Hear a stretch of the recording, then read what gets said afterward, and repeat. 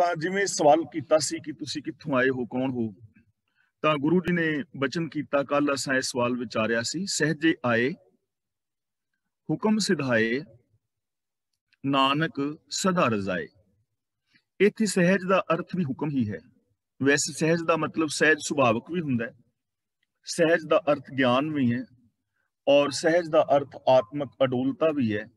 ਸਹਿਜ ਦਾ ਮਤਲਬ ਸਹਿਜੇ ਵੀ ਹੈ, ਪਰ ਇੱਥੇ ਸਹਿਜ ਦਾ ਮਤਲਬ ਹੁਕਮ ਹੀ ਕੀਤਾ ਜਾਏਗਾ। ਸਹਿਜੇ ਆਏ ਹੁਕਮ ਸਿਧਾਏ, ਸਿਧਾਏ ਨਾਨਕ ਸਦਾ ਰਜ਼ਾਏ, ਕਿ ਅਸੀਂ ਹੁਕਮ ਵਿੱਚ ਹੀ ਆਏ ਹਾਂ, ਹੁਕਮ ਦੇ ਵਿੱਚ ਹੀ ਜਾ ਰਹੇ ਹਾਂ, ਔਰ ਸਦਾ ਪ੍ਰਭੂ ਦੇ ਹੁਕਮ ਵਿੱਚ ਹੀ ਰਹਿੰਦੇ ਹਾਂ। ਤਾਂ ਇਹਦਾ ਭਾਵ ਜੋ ਹੈ ਉਹ ਇਹ ਹੈ ਕਿ ਹਰ ਇਨਸਾਨ ਇਸ ਦੁਨੀਆ ਵਿੱਚ ਰੱਬੀ ਹੁਕਮ ਵਿੱਚ ਆਉਂਦਾ ਹੈ, ਰੱਬੀ ਹੁਕਮ ਦੇ ਵਿੱਚ ਹੀ ਇਹ ਦੁਨੀਆ ਨੂੰ ਛੱਡ ਜਾਂਦਾ ਹੈ, ਔਰ ਰੱਬੀ ਹੁਕਮ ਦੇ ਅੰਦਰ ਹੀ ਜ਼ਿੰਦਗੀ ਜੀਂਦਾ ਹੈ। यानी निकास, विकास और विनाश, जन्म, जीवन और मौत, ये तिन्ने रब्बी हुक्म दे अंदर ने। ते हुक्म दा मतलब हुक्म, रजा, भाना, लेख, ये सारे शब्दां वास्ते आपां एक शब्द यूज कर सकते हैं सिस्टम, कि जो कुदरत दे नेम ने उन्हां दे विच ही ये सारा कुछ हो रहा है। पूरी कायनात हुक्म दे अंदर, रजा दे अंदर चल रही है। आसन बैसन थिर नारायण ऐसी गुरमत पाए। ते सवाल कीता सी कि तुसी कित्थे बहिंदे हो, यानी कित्थे अपनी सुरत नूं टिकांदे हो, किवें तुहानूं शांति मिलदी है, सुख किवें माणदे हो। क्योंकि योगी ये कह रहे ने कि असीं तां गृहस्थ नूं छड्ड दित्ता है, असीं जंगलां विच हां, और असीं समाधि लांदे हां, जां दसम द्वार विच प्राण चढ़ांदे हां, जां होर साधन करदे हां। ਤਾਂ ਤੁਸੀਂ ਕਿੱਥੇ ਆਪਣੀ ਸੁਰਤ ਨੂੰ ਟਿਕਾਉਂਦੇ ਹੋ, ਤੁਸੀਂ ਕਿਵੇਂ ਖੁਸ਼ ਰਹਿੰਦੇ ਹੋ, ਕਿਵੇਂ ਪ੍ਰਸੰਨ ਰਹਿੰਦੇ ਹੋ, ਤੁਸੀਂ ਆਪਣੀ ਸੁਰਤ ਨੂੰ ਕੀ ਜੋੜਦੇ ਹੋ, ਤੁਹਾਡਾ ਮਤ ਕੀ ਹੈ। ਤਾਂ ਆਸਣ ਦਾ ਮਤਲਬ ਆਸਣ ਵਾਲਾ, ਬੈਸਣ ਦਾ ਮਤਲਬ ਬੈਠਣ ਵਾਲਾ, ਥਿਰ ਦਾ ਮਤਲਬ ਸਦਾ ਕਾਇਮ, ਨਾਰਾਇਣ ਦਾ ਮਤਲਬ ਅਕਾਲ ਪੁਰਖ ਪ੍ਰਭੂ। ਆਸਣ ਵਾਲਾ ਸਦਾ ਟਿਕੇ ਰਹਿਣ ਵਾਲਾ ਤੇ ਸਦਾ ਕਾਇਮ ਰਹਿਣ ਵਾਲਾ ਪ੍ਰਭੂ ਆਪ ਹੈ। ਅਸੀਂ ਉਹਦੇ ਚਰਨਾਂ ਵਿੱਚ ਹੀ ਜੁੜਦੇ ਹਾਂ, ਯਾਨੀ ਉਹ ਸदैवी ਹੈ, ਇਸ ਲਈ ਅਸੀਂ ਉਸ ਪ੍ਰਭੂ ਦੇ ਚਰਨਾਂ ਵਿੱਚ ਜੁੜਦੇ ਹਾਂ, ਉਹਦੇ ਹੁਕਮ ਦੇ ਅੰਦਰ ਆਪਣਾ ਧਿਆਨ ਰੱਖਦੇ ਹਾਂ, ਉਹਦੇ ਗੁਣਾਂ ਦੇ ਨਾਲ ਆਪਣੀ ਸੁਰਤ ਨੂੰ ਜੋੜਦੇ ਹਾਂ। ਭਾਵ ਕਿ ਮੈਂ ਪ੍ਰਭੂ ਦੇ ਚਰਨਾਂ ਵਿੱਚ ਹਮੇਸ਼ਾ ਟਿਕਿਆ ਰਹਿੰਦਾ ਹਾਂ। ਤੇ ਪ੍ਰਭੂ ਦੇ ਚਰਨਾਂ ਵਿੱਚ ਟਿਕਣ ਦਾ ਭਾਵ ਹੈ ਕਿ ਰੱਬੀ ਰਜਾ ਦੇ ਅੰਦਰ ਤੁਰਨਾ। ਜੋ ਮੇਰਾ ਧਿਆਨ ਹੈ ਉਹ ਰੱਬੀ ਗੁਣਾਂ ਦੇ ਵਿੱਚ ਅਸੀਂ ਜੁੜਦੇ ਹਾਂ। ਸਾਨੂੰ ਵੱਖਰੀ ਸਮਾਧੀ ਲਾਉਣ ਦੀ ਲੋੜ ਨਹੀਂ ਹੈ। ਇਹਦੇ ਵਾਸਤੇ ਸਾਨੂੰ ਸੰਸਾਰ ਛੱਡ ਕੇ ਜੰਗਲਾਂ ਵਿੱਚ ਜਾਣ ਦੀ ਲੋੜ ਨਹੀਂ, ਭਟਕਣ ਦੀ ਲੋੜ ਨਹੀਂ, ਗੁਫਾਵਾਂ ਵਿੱਚ ਵੜਨ ਦੀ ਲੋੜ ਨਹੀਂ, ਕੰਨ ਪੜਵਾਉਣ ਦੀ ਲੋੜ ਨਹੀਂ, ਜਟਾਵਾਂ ਵਧਾਉਣ ਦੀ ਜ਼ਰੂਰਤ ਨਹੀਂ, ਵੱਖਰਾ ਕੋਈ ਪਹਿਨਾਵਾ ਪਾਉਣ ਦੀ ਲੋੜ ਨਹੀਂ। ਡਾਇਰੈਕਟ ਪ੍ਰਭੂ ਦੇ ਗੁਣਾਂ ਦੇ ਨਾਲ ਜੁੜਦੇ ਹਾਂ। ਸਤ, ਸੰਤੋਖ, ਦਇਆ, ਧਰਮ, ਧੀਰਜ, ਨਿਰਭੈਤਾ, ਨਿਰਵੈਰਤਾ, ਡਾਇਰੈਕਟ ਇਹਨਾਂ ਗੁਣਾਂ ਦੇ ਨਾਲ ਜੁੜਦੇ ਹਾਂ, ਔਰ ਰੱਬੀ ਰਜਾ ਦੇ ਅੰਦਰ ਤੁਰਦੇ ਹਾਂ। ਐਸੀ ਗੁਰਮਤ ਪਾਏ, ਗੁਰਮਤ ਦਾ ਮਤਲਬ ਗੁਰੂ ਦੀ ਮੱਤ। ਅਸੀਂ ਇਹੋ ਜਿਹੀ ਗੁਰੂ ਦੀ ਸਿੱਖਿਆ ਲਈ ਹੈ, ਇਹ ਗੁਰੂ ਦਾ ਗਿਆਨ ਅਸਾਂ ਹਾਸਲ ਕੀਤਾ ਹੈ, ਔਰ ਗੁਰਮਤ ਆਸ਼ੇ ਅਨੁਸਾਰ ਜ਼ਿੰਦਗੀ ਜੀਂਦੇ ਹਾਂ। ਤਾਂ ਸਾਰੀ ਪੰਕਤੀ ਦਾ ਭਾਵ ਇਹ ਹੋਏਗਾ ਕਿ ਰੱਬੀ ਰਜਾ ਦੇ ਅੰਦਰ ਜ਼ਿੰਦਗੀ ਜੀਣੀ ਹੈ, ਰੱਬੀ ਗੁਣਾਂ ਦੇ ਅੰਦਰ ਆਪਣੀ ਸੁਰਤ ਨੂੰ ਜੋੜਨਾ ਹੈ, ਔਰ ਇਹ ਸਾਰਾ ਕੁਝ ਮਿਲੇਗਾ ਸਾਨੂੰ ਗੁਰਮਤ ਰਾਹੀਂ। ਗੁਰੂ ਦੀ ਮੱਤ ਦੇ ਧਾਰ ਨਹੀਂ ਹੋਇਆ, ਆਪਣੀ ਮੱਤ ਨੂੰ ਛੱਡ ਕੇ ਗੁਰੂ ਦੀ ਮੱਤ ਨੂੰ ਅਪਣਾਉਣ ਦੇ ਨਾਲ, ਗੁਰੂ ਤੋਂ ਗਿਆਨ ਹਾਸਲ ਕਰਨ ਦੇ ਨਾਲ, ਯਾਨੀ ਗੁਰੂ ਤੋਂ ਗਿਆਨ ਦੀ ਦਾਤ ਲਿਆ ਸਾਨੂੰ ਰੱਬੀ ਹੁਕਮ ਸਮਝ ਆਏਗੀ। ਫਿਰ ਅਸੀਂ ਰੱਬੀ ਗੁਣਾਂ ਨੂੰ ਅਪਣਾਵਾਂਗੇ ਔਰ ਅਸੀਂ ਆਪਣੇ ਜੀਵਨ ਨੂੰ ਸਫਲ ਕਰ ਸਕਾਂਗੇ। ਗੁਰਮੁਖ ਬੁਝੈ ਆਪ ਪਛਾਣੈ ਸੱਚੇ ਸੱਚ ਸਮਾਏ। ਹੁਣ ਇਹਦਾ ਰਿਜ਼ਲਟ ਕੀ ਨਿਕਲੇਗਾ ਜੇ ਅਸੀਂ ਰੱਬੀ ਰਜਾ ਵਿੱਚ ਤੁਰਦੇ ਹਾਂ, ਰੱਬੀ ਗੁਣਾਂ ਦੇ ਨਾਲ ਆਪਣੀ ਸੁਰਤ ਨੂੰ ਜੋੜਦੇ ਹਾਂ, ਤਾਂ ਇਹਦਾ ਰਿਜ਼ਲਟ ਕੀ ਨਿਕਲੇਗਾ। ਤਾਂ ਗੁਰੂ ਜੀ ਕਹਿੰਦੇ ਨੇ ਗੁਰਮੁਖ ਬੁਝੈ ਆਪ ਪਛਾਣੈ। ਸਭ ਤੋਂ ਪਹਿਲੀ ਗੱਲ ਹੈ, ਗੁਰਮੁਖ ਦਾ ਮਤਲਬ ਗੁਰੂ ਦੇ ਚਰਨਾਂ ਦੀ ਸ਼ਰਨ ਲੈਣਾ, ਗੁਰੂ ਤੋਂ ਗਿਆਨ ਦੀ ਦਾਤ ਹਾਸਲ ਕਰਨਾ। ਜਦੋਂ ਸਾਨੂੰ ਵਿਵੇਕ ਬੁੱਧ ਮਿਲਦੀ ਹੈ ਨਾ ਗੁਰੂ ਤੋਂ, ਤਾਂ ਉਸ ਗੁਰੂ ਦੇ ਗਿਆਨ ਨਾਲ ਬੰਦਾ ਕੀ ਕਰਦਾ ਹੈ, ਆਪ ਪਛਾਣੈ। ਗੁਰੂ ਦੇ ਦੱਸੇ ਰਾਹ ਤੇ ਤੁਰਨ ਵਾਲਾ ਮਨੁੱਖ ਗਿਆਨਵਾਨ ਹੋ ਜਾਂਦਾ ਹੈ, ਔਰ ਉਹ ਆਪਣੇ ਆਪੇ ਦੀ ਪਛਾਣ ਕਰਦਾ ਹੈ। ਆਪ ਪਛਾਣੇ ਦਾ ਮਤਲਬ ਆਪਣੇ ਆਪੇ ਦੀ ਪਛਾਣ ਕਰਨੀ ਹੈ। ਹੁਣ ਆਮ ਕਰਕੇ ਜਦੋਂ ਅਸੀਂ ਦੇਖਦੇ ਹਾਂ ਨਾ, ਤਾਂ ਮਨੁੱਖ ਨੂੰ ਆਪਣੇ ਆਪੇ ਦੀ ਪਛਾਣ ਨਹੀਂ ਹੈ ਕਿ ਮੈਂ ਕੀ ਹਾਂ। ਇਹ ਚੀਜ਼ ਨੂੰ ਆਪਾਂ ਥੋੜਾ ਸਮਝਣਾ। ਵੈਸੇ ਪਹਿਲਾਂ ਵੀ ਕਈ ਵਾਰ ਇਸ ਚੀਜ਼ ਦੀ ਵਿਚਾਰ ਕੀਤੀ ਹੈ ਕਿ ਅਸੀਂ ਆਪਣੇ ਆਪ ਨੂੰ ਪਛਾਣਨਾ ਹੈ, ਔਰ ਉਹ ਪਛਾਣਨਾ ਕੀ ਹੈ ਕਿ ਰਾਜਨੀਤਿਕ, ਧਾਰਮਿਕ, ਆਰਥਿਕ, ਸਮਾਜਿਕ, ਸਰੀਰਕ, ਮਾਨਸਿਕ, ਬੌਧਿਕ, ਆਤਮਿਕ, ਪਰਿਵਾਰਕ, ਵਿਵਹਾਰਕ ਤੌਰ ਤੇ ਮੈਂ ਕਿੱਥੇ ਖੜਾ ਹਾਂ। ਇਹ ਚੀਜ਼ ਦੀ ਪਹਿਚਾਣ ਕਿ ਮੇਰੀ ਜ਼ਿੰਦਗੀ कैसी है, मेरी शब्दावली कैसी है, मेरी मेंटेलिटी कैसी है, मेरी बौद्धिकता कैसी है, मेरा विहार कैसा है। सब तो पहला इस चीज ਨੂੰ ਪਛਾਣਨਾ ਹੈ। ਦੂਜੀ ਗੱਲ ਇਹ ਪਛਾਣਨੀ ਹੈ ਕਿ ਮੇਰੇ ਅੰਦਰ ਕੀ ਐਬਿਲਿਟੀਜ਼ ਨੇ, ਪੋਸਿਬਿਲਿਟੀਜ਼ ਨੇ, ਕਿਹੜੀਆਂ ਪੋਸਿਬਿਲਿਟੀਜ਼ ਨੇ ਮੇਰੇ ਅੰਦਰ, ਸੰਭਾਵਨਾ ਕੀ ਨੇ, ਮੈਂ ਕੀ ਹੋ ਸਕਦਾ ਹਾਂ। ਜਿਵੇਂ ਕਿ ਅਸੀਂ ਵਿਕਾਰਾਂ ਵਿੱਚ ਖਚਤ ਹਾਂ ਤਾਂ ਅਸੀਂ ਸ਼ੁਭ ਗੁਣਾਂ ਦੇ ਧਾਰਨੀ ਹੋ ਸਕਦੇ ਹਾਂ। ਸਤ, ਸੰਤੋਖ, ਦਇਆ, ਧਰਮ, ਧੀਰਜ, ਗਿਆਨ, ਵਿਰਾਗ, ਇਹਨਾਂ ਗੁਣਾਂ ਦੇ ਧਾਰਨੀ ਅਸੀਂ ਹੋ ਸਕਦੇ ਹਾਂ। ਪੋਸਿਬਿਲਿਟੀ ਸਾਡੇ ਸਾਰਿਆਂ ਦੇ ਵਿੱਚ ਹੈ। ਤੇ ਤੀਜੀ ਗੱਲ ਇਹ ਵਿਚਾਰਨੀ ਹੈ ਕਿ ਮੈਂ ਬਣਨਾ ਕੀ ਚਾਹੁੰਦਾ, ਹੋਣਾ ਕੀ ਚਾਹੁੰਦਾ, ਮੈਂ ਖੜਾ ਕਿੱਥੇ ਹਾਂ ਔਰ ਮੈਂ ਕਿੱਥੇ ਪਹੁੰਚਣਾ ਚਾਹੁੰਦਾ ਹਾਂ। ਜੇ ਮੇਰੀ ਵਰਡਿੰਗ ਠੀਕ ਨਹੀਂ ਤਾਂ ਇਸ ਵਰਡਿੰਗ ਨੂੰ ਕੈਸੀ ਬਣਾਉਣੀ ਚਾਹੁੰਦਾ, अपनी मेंटेलिटी में कैसी बनानी चाहना, बौद्धिक विकास कैसा करना चाहना, मैं अपने समाज ਨੂੰ ਕਿਹੋ ਜਿਹਾ ਵੇਖਣਾ ਚਾਹਨਾ, ਆਪਣੇ ਪਰਿਵਾਰ ਨੂੰ कैसा ਵੇਖਣਾ ਚਾਹੁੰਦਾ। ਤਾਂ ਇਹ ਗੋਲ ਹੋਣਾ ਚਾਹੀਦਾ। ਜਦੋਂ ਬੰਦਾ ਗੁਰੂ ਦੇ ਗਿਆਨ ਦੀ ਦਾਤ ਲੈਂਦਾ ਫਿਰ ਆਪਣੇ ਆਪੇ ਨੂੰ ਪਛਾਣਦਾ ਕਿ ਮੈਂ ਖੜਾ ਕਿੱਥੇ ਆ, ਮੈਂ ਪਹੁੰਚਣਾ ਕਿੱਥੇ ਹੈ, ਮੇਰੇ ਅੰਦਰ ਕੀ ਸੰਭਾਵਨਾਵਾਂ ਨੇ, ਆਪਣੇ ਆਪੇ ਦੀ ਪਛਾਣ ਕਰਦਾ ਹੈ, ਸੈਲਫ ਐਨਾਲਿਸਿਸ ਕਰਦਾ ਹੈ। ਮੇਰੇ ਵਿੱਚ ਕੀ ਦੋਸ਼ ਨੇ, ਉਹਨਾਂ ਦੋਸ਼ਾਂ ਨੂੰ ਮੈਂ ਕਿਵੇਂ ਦੂਰ ਕਰ ਸਕਦਾ, ਮੇਰੇ ਅੰਦਰ ਕਿਹੜੀ ਕੁਆਲਿਟੀਜ਼ ਨੇ, ਉਸ ਕੁਆਲਿਟੀਜ਼ ਨੂੰ ਮੈਂ ਕਿਵੇਂ ਵਧਾ ਸਕਦਾ, ਮੇਰੇ ਅੰਦਰ ਕਿਹੜੀ ਪੋਸਿਬਿਲਿਟੀਜ਼ ਨੇ, ਉਹਨਾਂ ਨੂੰ ਮੈਂ ਕਿਵੇਂ ਪਾ ਸਕਦਾ ਹਾਂ। ਬੰਦਾ ਇਹਨਾਂ ਚੀਜ਼ਾਂ ਦੀ ਪਛਾਣ ਕਰਦਾ। ਗੁਰਮੁਖ ਬੁੱਧ ਹੈ ਆਪ ਪਛਾਣੇ, ਜੋ ਗੁਰੂ ਦੇ ਗਿਆਨ ਰਾਹੀਂ ਆਪਣੇ ਆਪ ਨੂੰ ਬੁੱਝਦਾ ਹੈ, ਆਪਣੇ ਆਪ ਨੂੰ ਪਛਾਣਦਾ ਹੈ। ਤਾਂ ਗੁਰੂ ਜੀ ਕਹਿੰਦੇ ਨੇ ਸੱਚੇ ਸੱਚ ਸਮਾਏ। ਸੱਚੇ ਸੱਚ ਦਾ ਮਤਲਬ ਸੱਚ ਦੇ ਵਿੱਚ, ਸਮਾਏ ਦਾ ਮਤਲਬ ਸਮਾ ਜਾਂਦਾ ਹੈ। ਫਿਰ ਉਹ ਬੰਦਾ ਸੱਚ ਦੇ ਅੰਦਰ ਸਮਾ ਜਾਂਦਾ ਹੈ, ਰੱਬ ਦੇ ਅੰਦਰ ਸਮਾ ਜਾਂਦਾ ਹੈ। ਫਿਰ ਉਹ ਰੱਬ ਦਾ ਹੀ ਰੂਪ ਹੋ ਜਾਂਦਾ ਹੈ, ਜਿਹਦੇ ਪ੍ਰਥਾਏ ਗੁਰਦੇਵ ਨੇ ਪਾਵਨ ਬਾਣੀ ਵਿੱਚ ਬਚਨ ਕੀਤਾ ਹੈ, ਜਿਉਂ ਜਲ ਮਹਿ ਜਲ ਆਏ ਖਟਾਨਾ, ਤਿਉਂ ਜੋਤੀ ਸੰਜੋਤ ਸਮਾਨਾ, ਮਿਟ ਗਏ ਗਵਨ ਪਾਏ ਵਿਸਰਾਮ, ਨਾਨਕ ਪ੍ਰਭ ਕੈ ਸਤ ਕੁਰਬਾਨ। ਉਹ ਸੱਚ ਦੇ ਅੰਦਰ ਹੀ ਸਮਾ ਜਾਂਦਾ ਹੈ, ਤੇ ਜਿਹੜਾ ਸੱਚ ਦੇ ਅੰਦਰ ਸਮਾ ਜਾਏ ਉਹ ਸਚਿਆਰ ਹੋ ਜਾਂਦਾ ਹੈ। ਗੁਰੂ ਗ੍ਰੰਥ ਸਾਹਿਬ ਜੀ ਦੀ ਪਾਵਨ ਬਾਣੀ ਰਾਹੀਂ ਸਾਨੂੰ ਗੋਲ ਦਿੱਤਾ ਹੈ ਪੂਰੀ ਮਨੁੱਖਤਾ ਨੂੰ ਕਿ ਅਸੀਂ ਸਚਿਆਰ ਕਿਵੇਂ ਬਣਨਾ ਹੈ, ਮਨ ਬਚਨ ਕਰਮ ਕਰਕੇ ਸੱਚੇ ਕਿਵੇਂ ਹੋਣਾ ਹੈ। ਤੇ ਜਿਹੜਾ ਸਚਿਆਰ ਹੋ ਗਿਆ ਉਹ ਰੱਬ ਦੇ ਵਿੱਚ ਸਮਾ ਗਿਆ, ਯਾਨੀ ਰੱਬ ਦਾ ਰੂਪ ਹੋ ਗਿਆ, ਕਿਉਂਕਿ ਰੱਬ ਨੂੰ ਵੀ ਬਾਣੀ ਵਿੱਚ ਸਚਿਆਰ ਹੀ ਆਖਿਆ ਹੈ, ਤੂੰ ਕਰਤਾ ਸਚਿਆਰ ਮਹਿੰਦਾ ਸਾਈਂ। ਤਾਂ ਉਹ ਬੰਦਾ ਸੱਚ ਦੇ ਅੰਦਰ ਸਮਾ ਕੇ ਸੱਚ ਦਾ ਰੂਪ ਹੋ ਜਾਂਦਾ ਹੈ। ਦੇਖੋ ਕਿੰਨਾ ਸੌਖਾ ਰਸਤਾ ਦੱਸ ਰਹੇ ਨੇ ਨਾ, ਕਿਉਂਕਿ ਜਿਹੜੇ ਸਿੱਧ ਨੇ, ਯੋਗੀ ਨੇ, ਉਹ ਦੁਨੀਆ ਨੂੰ ਛੱਡ ਗਏ ਨੇ, ਸਮਾਜ ਦੀਆਂ ਜ਼ਿੰਮੇਵਾਰੀਆਂ ਛੱਡ ਗਏ ਨੇ, ਜੰਗਲਾਂ ਵਿੱਚ ਭਟਕ ਰਹੇ ਨੇ, ਮੰਗ ਕੇ ਖਾਣਾ ਪੈ ਰਿਹਾ ਹੈ, ਔਰ ਕਿੰਨੇ ਸਾਰੇ ਦੁੱਖ ਸਹਾਰ ਰਹੇ ਨੇ, ਤੇ ਜਿਹੜੀ ਪ੍ਰਾਪਤੀ ਹੋਣੀ ਸੀ ਉਹ ਫਿਰ ਨਹੀਂ ਹੋਣੀ।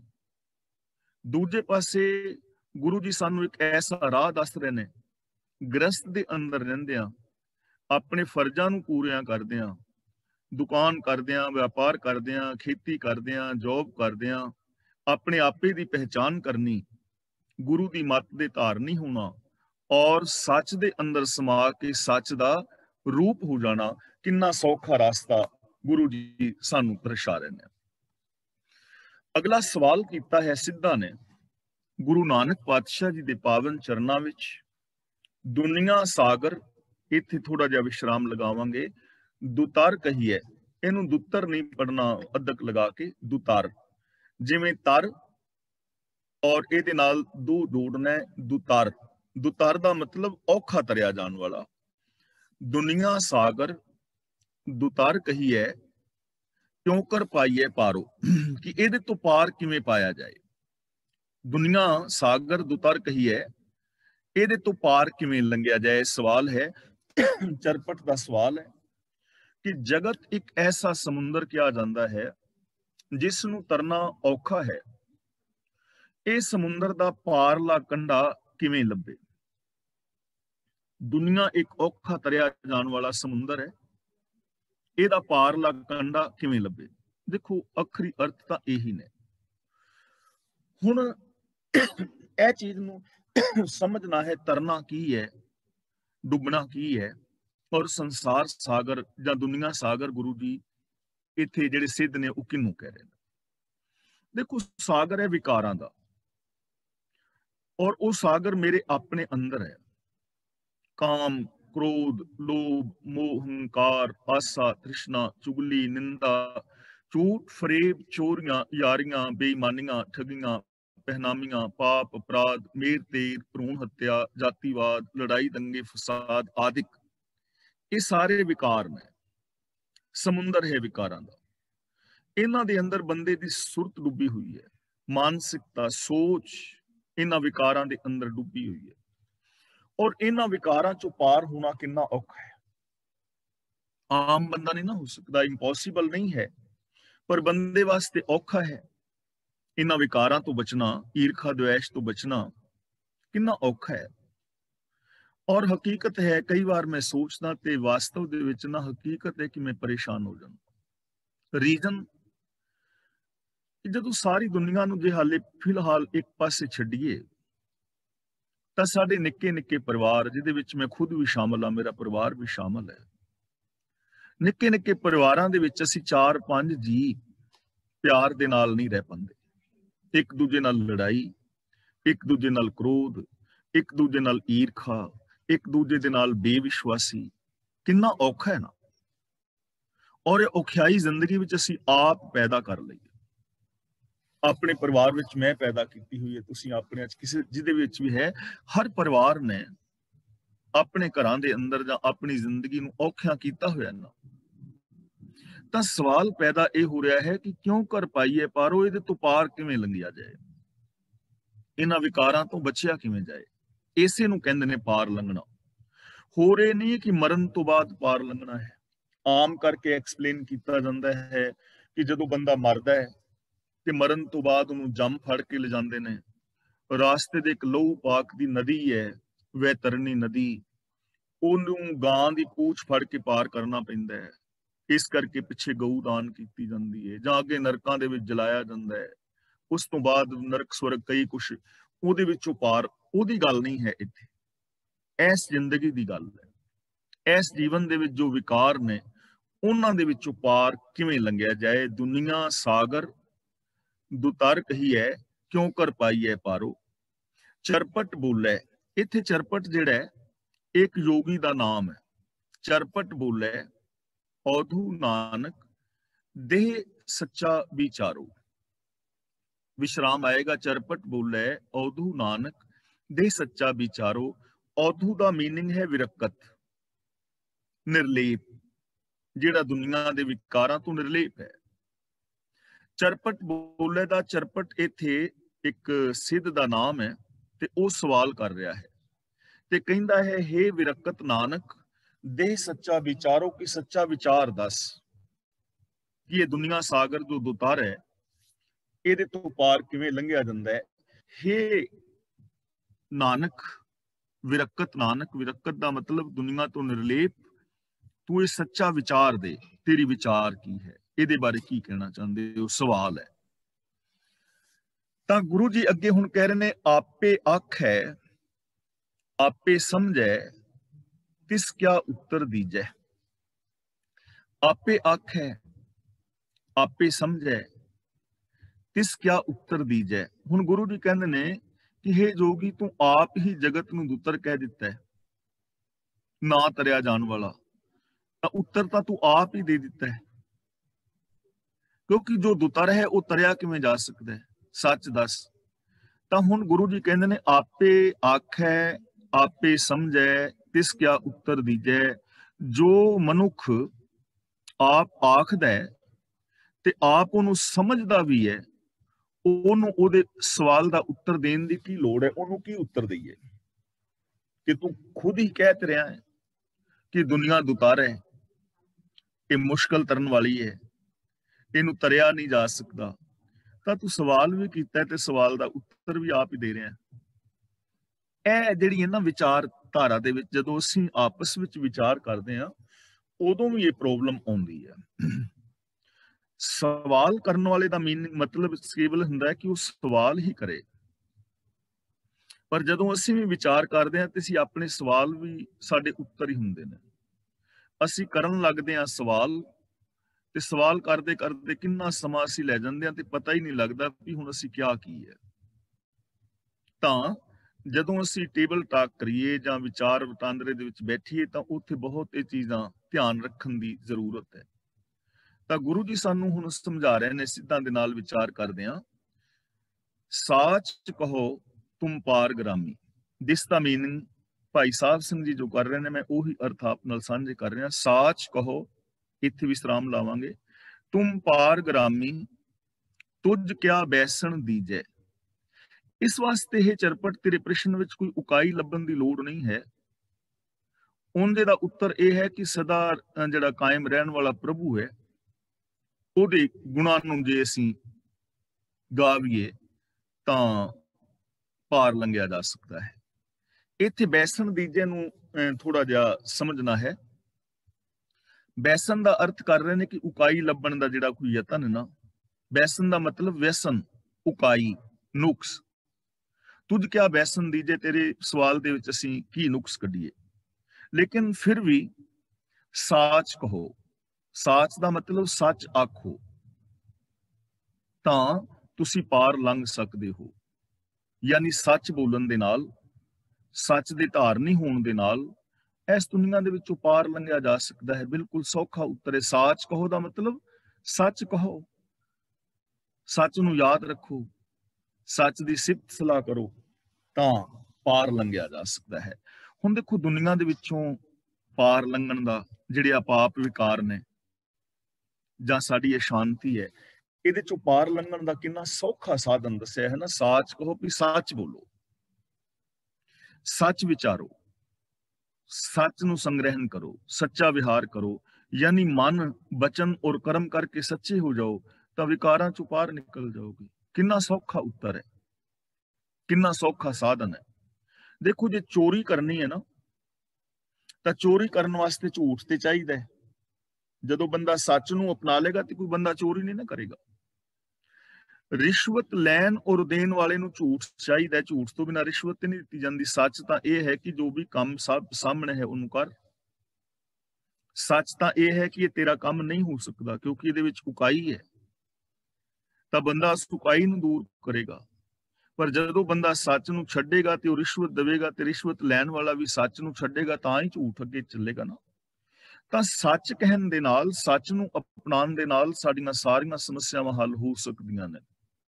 ਸੱਚ ਸਭਨਾ ਹੋਏ ਦਾਰੂ, ਪਾਪ ਕੱਢੈ ਧੋਏ, ਨਾਨਕ ਵਖਾਣੇ ਬੇਨਤੀ, ਜਿਨ ਸੱਚ ਪੱਲੇ ਹੋਏ। ਤੇ ਸੱਚ ਦਾ ਮਤਲਬ ਰਸਮੀ ਸੱਚ ਨਹੀਂ ਹੈ। ਸੱਚ ਦਾ ਮਤਲਬ ਮੈਂਟੈਲਿਟੀ ਸੱਚੀ ਹੋਣੀ ਚਾਹੀਦੀ ਹੈ। ਮੈਂਟੈਲਿਟੀ ਸੱਚੀ ਹੋਣੀ ਚਾਹੀਦੀ ਹੈ, ਸੋਚ ਸੱਚੀ ਹੋਣੀ ਚਾਹੀਦੀ ਹੈ, ਇਰਾਦਾ ਸੱਚਾ ਹੋਣਾ ਚਾਹੀਦਾ ਹੈ, ਗੰਗੂ ਵਾਲਾ ਸੱਚ ਨਾ ਹੋਵੇ। ਤਾਂ ਗੁਰੂ ਜੀ ਕਹਿੰਦੇ ਨੇ ਤੇਰੇ ਸਵਾਲ ਦੇ ਵਿੱਚ ਕੋਈ ਦੋਸ਼ ਨਹੀਂ ਹੈ ਤੇ ਸੱਚ ਕਹਿਣ ਦੇ ਨਾਲ ਸੰਸਾਰ ਸਾਗਰ ਤੋਂ ਪਾਰ ਉਤਰਿਆ ਜਾ ਸਕਦਾ ਹੈ। ਤੇ ਫਿਰ ਜਿਹੜਾ ਪਾਰ ਉਤਰ ਜਾਂਦਾ ਹੈ ਉਹਦੀ ਜ਼ਿੰਦਗੀ ਕੈਸੀ ਹੈ? ਪਾਰ ਜਿਹੜਾ ਉਤਰ ਗਿਆ ਉਹਦਾ ਜੀਵਨ ਕੈਸਾ ਹੋਏਗਾ? ਹੁਣ ਅਗਲੀਆਂ ਪੰਕਤੀਆਂ ਵਿੱਚ ਸਮਝਾ ਰਹੇ ਨੇ। ਜਿਹੜਾ ਪਾਰ ਉਤਾਰਾ ਜਿਹਦਾ ਹੋ ਗਿਆ, ਇਹਦਾ ਮਤਲਬ ਇਹ ਨਹੀਂ ਕਿ ਪਾਰ ਉਤਾਰਾ ਕਰਨ ਵਾਸਤੇ ਤੁਸੀਂ ਦੁਨੀਆ ਨੂੰ ਛੱਡੋ, ਸਮਾਜ ਨੂੰ ਛੱਡੋ, ਘਰ ਗ੍ਰਸਤੀ ਨੂੰ ਛੱਡੋ, ਕਿਸੇ ਬਾਬੇ ਦੇ ਚੇਲੇ ਬਣੋ ਜਾਂ ਸੰਤ ਬਣ ਜਾਓ ਜਾਂ ਬਾਬੇ ਬਣ ਜਾਓ, ਚੋਲੇ ਪਾਓ, ਡੇਰਿਆਂ ਤੇ ਜਾਓ, ਸਮਾਧੀਆਂ ਲਾਓ, ਜੰਗਲਾਂ ਵਿੱਚ ਜਾਓ, ਪਹਾੜਾਂ ਤੇ ਚੜੋ, ਗੁਫਾਵਾਂ ਵਿੱਚ ਵੜੋ। ਉਹਦੇ ਵਾਸਤੇ ਇਹ ਲੋੜ ਨਹੀਂ ਹੈ। ਸੱਚ ਨੂੰ ਅਪਣਾਉਣ ਲਈ ਇਹਨਾਂ ਚੀਜ਼ਾਂ ਦੀ ਲੋੜ ਨਹੀਂ ਹੈ। ਤੇ ਫਿਰ ਜਿਹੜਾ ਸੱਚ ਦੇ ਨਾਲ ਜੁੜਿਆ ਉਹ ਦੁਨੀਆ ਵਿੱਚ ਕਿਵੇਂ ਰਹਿੰਦਾ ਹੈ? ਗੁਰੂ ਜੀ ਕਹਿੰਦੇ ਨੇ ਜੈਸੇ ਜਲ ਮਹਿ ਕਮਲ ਨਿਰਾਲਮ, ਮੁਰਗਾਈ ਨੈਸਾਣੇ। ਮੁਰਗਾਈ ਨੈਸਾਣੇ, ਨਿਰਾਲਮ ਦਾ ਮਤਲਬ ਹੈ ਨਿਰਾਸਰਾ, ਨਿਰਾਲਾ, ਨਿਰਲੇਪ। ਨੈ ਦਾ ਮਤਲਬ ਹੈ ਨਦੀ, ਤੇ ਸਾਣੇ ਦਾ ਮਤਲਬ ਹੈ ਜਿਵੇਂ। ਨੈ ਸਾਣੇ ਦਾ ਮਤਲਬ ਜਿਵੇਂ ਨਦੀ ਵਿੱਚ, ਜਿਵੇਂ ਨਦੀ ਵਿੱਚ। ਜੈਸੇ ਜਲ ਮੈਂ ਕਮਲ ਨਿਰਾਲਮ, ਜਿਵੇਂ ਪਾਣੀ ਦੇ ਵਿੱਚ ਰਹਿੰਦਾ ਹੋਇਆ ਕਮਲ ਨਿਰਲੇਪ ਰਹਿੰਦਾ ਹੈ। ਇਹ ਮਿਸਾਲ ਗੁਰਬਾਣੀ ਵਿੱਚ ਆਮ ਆਪ ਸਰਵਣ ਕਰਦੇ ਹੋ, ਪਹਿਲਾਂ ਵੀ ਕਈ ਵਾਰ ਵਿਚਾਰਾਂ ਕੀਤੀਆਂ ਨੇ, ਸਾਰੇ ਪ੍ਰਚਾਰਕ ਵੀਰ ਵੀ, ਅਸੀਂ ਆਪਸ ਵਿੱਚ ਸਾਂਝ ਪਾਉਂਦੇ ਹਾਂ ਕਿ ਕਮਲ ਦਾ ਫੁੱਲ ਪਾਣੀ ਵਿੱਚ ਹੈ, ਉਹਨੂੰ ਜੀਵਨ ਵਾਸਤੇ ਪਾਣੀ ਚਾਹੀਦਾ, ਪਰ ਉਹਨੂੰ ਖਿੜਨ ਵਾਸਤੇ ਸੂਰਜ ਚਾਹੀਦਾ। ਜੇ ਸੂਰਜ ਨਾ ਹੋਏ ਤਾਂ ਫੁੱਲ ਕਮਲ ਦਾ ਖਿੜਦਾ ਨਹੀਂ। ਪਾਣੀ ਦੇ ਅੰਦਰ ਰਹਿੰਦਾ, ਉਹ ਚਿੱਕੜ ਵਿੱਚ ਗੰਦਾ ਨਹੀਂ ਹੁੰਦਾ, ਪਾਣੀ ਦੇ ਵਿੱਚ ਡੁੱਬਦਾ ਨਹੀਂ, ਪਾਣੀ ਦੀਆਂ ਲਹਿਰਾਂ ਦੀਆਂ ਪਛਾੜਾਂ ਖਾਂਦਾ, ਪਰ ਫਿਰ ਵੀ ਉਹ ਖਿੜਿਆ ਰਹਿੰਦਾ। ਪਾਣੀ ਵਿੱਚ ਰਹਿੰਦਿਆਂ ਕਮਲ ਦੇ ਵਿੱਚ ਕੋਮਲਤਾ ਹੈ, ਸੁੰਦਰਤਾ ਹੈ, ਸੁਗੰਧ ਹੈ, ਜਾਂ ਉਹਦੇ ਵਿੱਚ ਮਕਰੰਦ ਰਸ ਹੈ, ਜਿਹਨੂੰ ਭੌਰੇ ਆਦਿਕ ਚੂਸਦੇ ਨੇ, ਮਾਣਦੇ ਨੇ। ਹੁਣ ਜਿਵੇਂ ਕਮਲ ਪਾਣੀ ਦੇ ਵਿੱਚ ਰਹਿੰਦਾ ਨਾ ਨਿਰਲੇਪ, ਐਵੇਂ ਇਸ ਦੁਨੀਆ ਵਿੱਚ ਰਹਿਣਾ। ਅਸੀਂ ਕਹਿ ਦਿੰਦੇ ਹਾਂ ਨਾ ਆਮ ਕਰਕੇ ਕਿ ਨਾ ਜੀ ਐਸੀ ਜ਼ਿੰਦਗੀ ਜੀ ਵੀ ਨਹੀਂ ਜਾ ਸਕਦੀ, ਕਿਉਂਕਿ ਇਹ ਦੁਨੀਆ ਬੜੀ ਮਾੜੀ ਹੈ, ਇੱਥੇ ਬੜੇ ਪਾਪ ਨੇ, ਇੱਥੇ ਬੜੇ ਵਿਕਾਰ ਨੇ, ਇੱਥੇ ਕੋਈ ਕਿਸੇ ਦਾ ਨਹੀਂ। ਤਾਂ ਜੇ ਹੈ ਨੇ ਪਾਪ ਵਿਕਾਰ, ਇਹਦੇ ਵਿੱਚ ਕੋਈ ਦੋਸ਼ ਨਹੀਂ, ਠੀਕ ਹੈ ਨੇ, ਪਰ ਤੁਸੀਂ ਤਾਂ ਪਾਪਾਂ ਤੋਂ ਰਹਿਤ ਹੋ ਸਕਦੇ ਹੋ। ਤੁਹਾਨੂੰ ਕੌਣ ਕਹਿੰਦਾ ਪਾਪ ਕਰੋ? ਜੇ ਸਾਰੀ ਦੁਨੀਆ ਕਰ ਰਹੀ ਤਾਂ ਤੁਸੀਂ ਨਾ ਕਰੋ। ਕਮਲ ਦੀ ਤਰ੍ਹਾਂ ਰਹਿ ਸਕਦੇ ਹੋ ਤੁਸੀਂ, ਸੱਚ ਦੇ ਨਾਲ ਜੁੜ ਕੇ ਰਹਿ ਸਕਦੇ ਹੋ ਤੁਸੀਂ, ਸੱਚੀ ਜ਼ਿੰਦਗੀ ਜੀ ਸਕਦੇ ਹੋ ਤੁਸੀਂ। ਤਾਂ ਮੈਂ ਸੱਚੀ ਜ਼ਿੰਦਗੀ ਜੀ ਸਕਦਾ ਹਾਂ, ਪਰ ਜਦੋਂ ਮੈਂ ਜੀਣਾ ਨਹੀਂ ਚਾਹੁੰਦਾ, ਉਦੋਂ ਫਿਰ ਮੈਂ ਦੂਜਿਆਂ ਤੇ ਦੋਸ਼ ਦਿੰਦਾ ਕਿ ਸਮਾਜ ਵਿੱਚ ਬੁਰਾਈਆਂ ਨੇ, ਇੱਥੇ ਲੋਕ ਚੰਗੇ ਨਹੀਂ, ਜੇ ਦੂਜਾ ਸੱਚ ਨਾ ਬੋਲੇ ਫਿਰ ਅਸੀਂ ਕੀ ਕਰੀਏ। ਐਸੀਆਂ ਗੱਲਾਂ ਫਿਰ ਬੰਦਾ ਕਰੀ ਜਾਂਦਾ ਨਾ। ਗੁਰੂ ਜੀ ਕਹਿੰਦੇ ਨੇ ਜਿਵੇਂ ਪਾਣੀ ਦੇ ਵਿੱਚ ਕਮਲ ਨਿਰਲੇਪ ਰਹਿੰਦਾ ਹੈ, ਉਵੇਂ ਸੱਚ ਦੇ ਨਾਲ ਜੁੜਨ ਵਾਲਾ ਬੰਦਾ ਵੀ ਮੇਰ ਤੇਰ ਦੇ ਵਿਤਕਰਿਆਂ ਤੋਂ, ਪਾਪਾਂ ਵਿਕਾਰਾਂ ਤੋਂ, ਅਪਰਾਧਾਂ ਤੋਂ ਰਹਿਤ ਰਹਿੰਦਾ ਹੈ। ਦੂਜੀ ਮਿਸਾਲ ਦੇ ਰਹੇ ਨੇ ਮੁਰਗਾਈ ਨੈਸਾਣੇ। ਮੁਰਗਾਈ ਦਾ ਮਤਲਬ ਮੁਰਗਾਬੀ, ਪਾਣੀ ਦੇ ਵਿੱਚ ਰਹਿੰਦੀ ਹੈ, ਪਾਣੀ ਦੇ ਵਿੱਚ ਤਰਦੀ ਹੈ, ਪਾਣੀ ਚੋਂ ਖੁਰਾਕ ਲੈਂਦੀ ਹੈ, ਲੇਕਿਨ ਜਦੋਂ ਜੀ ਕਰਦਾ ਉੱਡ ਜਾਂਦੀ ਹੈ, ਪਾਣੀ ਵਿੱਚ ਡੁੱਬਦੀ ਨਹੀਂ, ਉਹਦੇ ਖੰਭ ਪਾਣੀ ਵਿੱਚ ਭਿੱਜਦੇ ਨਹੀਂ। ਜਦੋਂ ਜੀ ਕਰਦਾ ਉਡਾਰੀ ਮਾਰ ਜਾਂਦੀ ਹੈ, ਪਾਣੀ ਦੇ ਵਿੱਚ ਡੁੱਬਦੀ ਨਹੀਂ, ਖੁਰਾਕ ਪਾਣੀ ਚੋਂ ਲੈ ਰਹੀ ਹੈ। ਤਾਂ ਇਸੇ ਤਰ੍ਹਾਂ ਇਸ ਦੁਨੀਆ ਦੇ ਵਿੱਚੋਂ ਅਸੀਂ ਆਪਣੀ ਰੋਜੀ ਰੋਟੀ ਪੈਦਾ ਕਰਨੀ ਹੈ। ਰੋਟੀ ਕੱਪੜੇ ਮਕਾਨ ਦੀਆਂ ਲੋੜਾਂ ਦੁਨੀਆ ਚੋਂ ਪੂਰੀਆਂ ਕਰਨੀਆਂ ਨੇ, ਲੇਕਿਨ ਨਿਰਲੇਪ ਰਹਿਣਾ, ਵਿਕਾਰਾਂ ਦੇ ਵਿੱਚ ਡੁੱਬਣਾ ਨਹੀਂ ਹੈ। ਬਾਬਾ ਫਰੀਦ ਜੀ ਨੇ ਇੱਕ ਬੜਾ ਪਿਆਰਾ ਬਚਨ ਕੀਤਾ ਹੈ, ਕਹਿਣ ਲੱਗੇ ਫਰੀਦਾ ਹੰਸ ਉੱਡਰ ਕੁਦਰੇ ਪਿਆ ਲੋਕ ਵਿਡਾਰਨ ਜਾਏ। ਹੰਸ ਉੱਡਰ ਕੁਦਰੇ ਪਿਆ ਲੋਕ ਵਿਡਾਰਨ ਜਾਏ। ਹੰਸ ਉੱਡਿਆ ਤੇ ਉਹ ਕੋਦਰੇ ਦੀ ਖੇਤ ਵਿੱਚ ਜਾ ਬੈਠਾ, ਤੇ ਜਿਹੜਾ ਖੇਤ ਦਾ ਮਾਲਕ ਹੈ ਉਹ ਹੰਸ ਨੂੰ ਉਡਾਉਣ ਵਾਸਤੇ ਗਿਆ ਵੀ ਇਹ ਖੇਤ ਦਾ ਨੁਕਸਾਨ ਕਰੇਗਾ। ਪਰ ਬਾਬਾ ਫਰੀਦ ਕਹਿੰਦੇ ਨੇ ਇਹਨੂੰ ਵਿਚਾਰੇ ਨੂੰ ਬੇਸਮਝ ਨੂੰ ਪਤਾ ਨਹੀਂ, ਗਹਿਲਾ ਲੋਕ ਨਾ ਜਾਣਦਾ ਹੰਸ ਨਾ ਕੋਦਰਾ ਖਾਏ। ਹੰਸ ਤੇ ਕੋਦਰਾ ਖਾਂਦਾ ਹੀ ਨਹੀਂ, ਉਹਨੇ ਨੁਕਸਾਨ ਕਰਨਾ ਹੀ ਨਹੀਂ ਹੈ, ਕਿਉਂਕਿ ਉਹ ਕੋਦਰਾ ਖਾਂਦਾ ਹੀ ਨਹੀਂ, ਉਹਦੀ ਖੁਰਾਕ ਨਹੀਂ ਨਾ। ਕੋਦਰੇ ਦੇ ਖੇਤ ਵਿੱਚ ਬਹਿ ਜ਼ਰੂਰ ਗਿਆ ਹੈ, ਲੇਕਿਨ ਕੋਦਰੇ ਨੂੰ ਖਾਂਦਾ ਨਹੀਂ, ਉਹ ਨੁਕਸਾਨ ਨਹੀਂ ਕਰੇਗਾ। ਇਸੇ ਤਰ੍ਹਾਂ ਜਿਵੇਂ ਹੰਸ ਹੈ ਨਾ ਕੋਦਰੇ ਦੇ ਖੇਤ ਵਿੱਚ ਨੁਕਸਾਨ ਨਹੀਂ ਕਰਦਾ, ਇਸੇ ਤਰ੍ਹਾਂ ਜੋ ਗੁਰਮੁਖ ਹੈ ਨਾ, ਗੁਰੂ ਦੇ ਦੱਸੇ ਰਾਹ ਤੇ ਤੁਰਨ ਵਾਲਾ, ਰਹਿੰਦਾ ਇਸ ਸੰਸਾਰ ਵਿੱਚ ਹੀ ਹੈ, ਪਰ ਉਹ ਕਿਸੇ ਦਾ ਨੁਕਸਾਨ ਨਹੀਂ ਕਰਦਾ, ਉਹ ਕਿਸੇ ਦਾ ਦਿਲ ਨਹੀਂ ਦੁਖਾਉਂਦਾ, ਉਹ ਬੇਗਾਨਾ ਹੱਕ ਨਹੀਂ ਖਾਂਦਾ, ਉਹਦੀ ਸੁਰਤ ਵਿਕਾਰਾਂ ਦੇ ਵਿੱਚ ਨਹੀਂ ਜੁੜੀ ਹੁੰਦੀ। ਉਹ ਨਿਰਾਲਮ ਹੈ, ਉਹ ਵਿਕਾਰਾਂ ਤੋਂ ਰਹਿਤ ਹੈ, ਉਹ ਮੁਕਤ ਹੈ। ਇਹਨੂੰ ਮੁਕਤੀ ਗੁਰੂ ਪਾਤਸ਼ਾਹ ਜੀ ਦੱਸ ਰਹੇ ਨੇ ਕਿ ਐਵੇਂ ਰਿਹਾ ਜਾ ਸਕਦਾ ਹੈ, ਐਵੇਂ ਅਸੀਂ ਜ਼ਿੰਦਗੀ ਜੀਂਦੇ ਹਾਂ। ਤੇ ਜੋਗੀਆਂ ਨੂੰ ਸਮਝਾਇਆ ਜਾ ਰਿਹਾ ਕਿ ਭਲਿਓ ਤੁਹਾਨੂੰ ਦੁਨੀਆ ਛੱਡਣ ਦੀ ਲੋੜ ਨਹੀਂ, ਤੁਸੀਂ ਕਿਉਂ ਕੰਨ ਪੜਵਾਈ ਬੈਠੇ ਹੋ, ਤੁਸੀਂ ਐਵੇਂ ਸਿਰ 'ਚ ਸੁਆਹ ਪਾਈ ਬੈਠੇ ਹੋ, ਤੁਸੀਂ ਸਮਾਧੀਆਂ ਲਾਉਂਦੇ ਫਿਰਦੇ ਹੋ, ਜੰਗਲਾਂ ਵਿੱਚ ਵਿਚਰਦੇ, ਕੰਦ ਮੂਲ ਖਾਂਦੇ, ਕਿੰਨੇ ਤੁਸੀਂ ਦੁਖੀ ਹੋ ਰਹੇ ਹੋ। ਤੇ ਇਹ ਤਾਂ ਸਿੰਪਲ ਜੀ ਗੱਲ ਸੀ, ਸਧਾਰਨ, ਕਿ ਸੱਚ ਦੇ ਨਾਲ ਜੁੜ ਕੇ ਗੁਰੂ ਦਾ ਗਿਆਨ ਹਾਸਲ ਕਰਕੇ ਤੇ ਜ਼ਿੰਦਗੀ ਜੀਣੀ ਸੀ, ਔਰ ਬੜਾ ਆਰਾਮ ਦੇ ਨਾਲ ਜੀਣਾ ਸੀ। ਇਸ ਲਈ ਗੁਰੂ ਜੀ ਨੇ ਗ੍ਰਸਥ ਧਰਮ ਨੂੰ ਪ੍ਰਧਾਨਤਾ ਦਿੱਤੀ ਹੈ। ਤੇ ਅੱਜ ਜਦੋਂ ਅਸੀਂ ਵੇਖਦੇ ਹਾਂ ਤੇ ਬਹੁਤ ਗਿਣਤੀ ਜਿਹੜੀ ਹੈ, ਸਾਡਾ ਜਿਹੜਾ ਬਾਬਾਵਾਦ ਹੈ ਉਹਦਾ ਵੀ ਇਹੀ ਹਾਲ ਹੈ, ਬਸ ਰੂਪ ਬਦਲਿਆ ਥੋੜਾ ਜਿਹਾ। ਅਗਲਾ ਬਚਨ ਕਰਦੇ ਨੇ, ਸੁਰਤ ਸ਼ਬਦ ਭਵਸਾਗਰ ਤਰੀਐ ਨਾਨਕ ਨਾਮ ਵਖਾਣੇ। ਹੁਣ ਇਹਦੇ ਵਾਸਤੇ ਸਾਨੂੰ ਰਿਸੋਰਸਿਸ ਦੇ ਰਹੇ ਨੇ, ਸਾਧਨ ਕੀ ਹੈ, ਐਸੀ ਜ਼ਿੰਦਗੀ ਕਿਵੇਂ ਬਣਾਈ ਜਾਏ। ਤਾਂ ਉਹਦੇ ਵਾਸਤੇ ਸੁਰਤ ਸ਼ਬਦ, ਸੁਰਤ ਔਰ ਸ਼ਬਦ ਦਾ ਮਿਲਾਪ ਹੋ ਜਾਏ ਭਵਸਾਗਰ ਤਰੀਐ, ਫਿਰ ਭਵਸਾਗਰ ਨੂੰ ਵਿਕਾਰਾਂ ਨੂੰ ਧਰ ਜਾਈਦਾ ਹੈ। ਨਾਨਕ ਨਾਮ ਵਖਾਣੈ, ਗੁਰੂ ਪਾਤਸ਼ਾਹ ਜੀ ਕਹਿੰਦੇ ਨੇ ਨਾਮ ਦਾ ਵਿਆਖਿਆਨ। ਨਾਮ ਦਾ ਮਤਲਬ ਹੁਕਮ।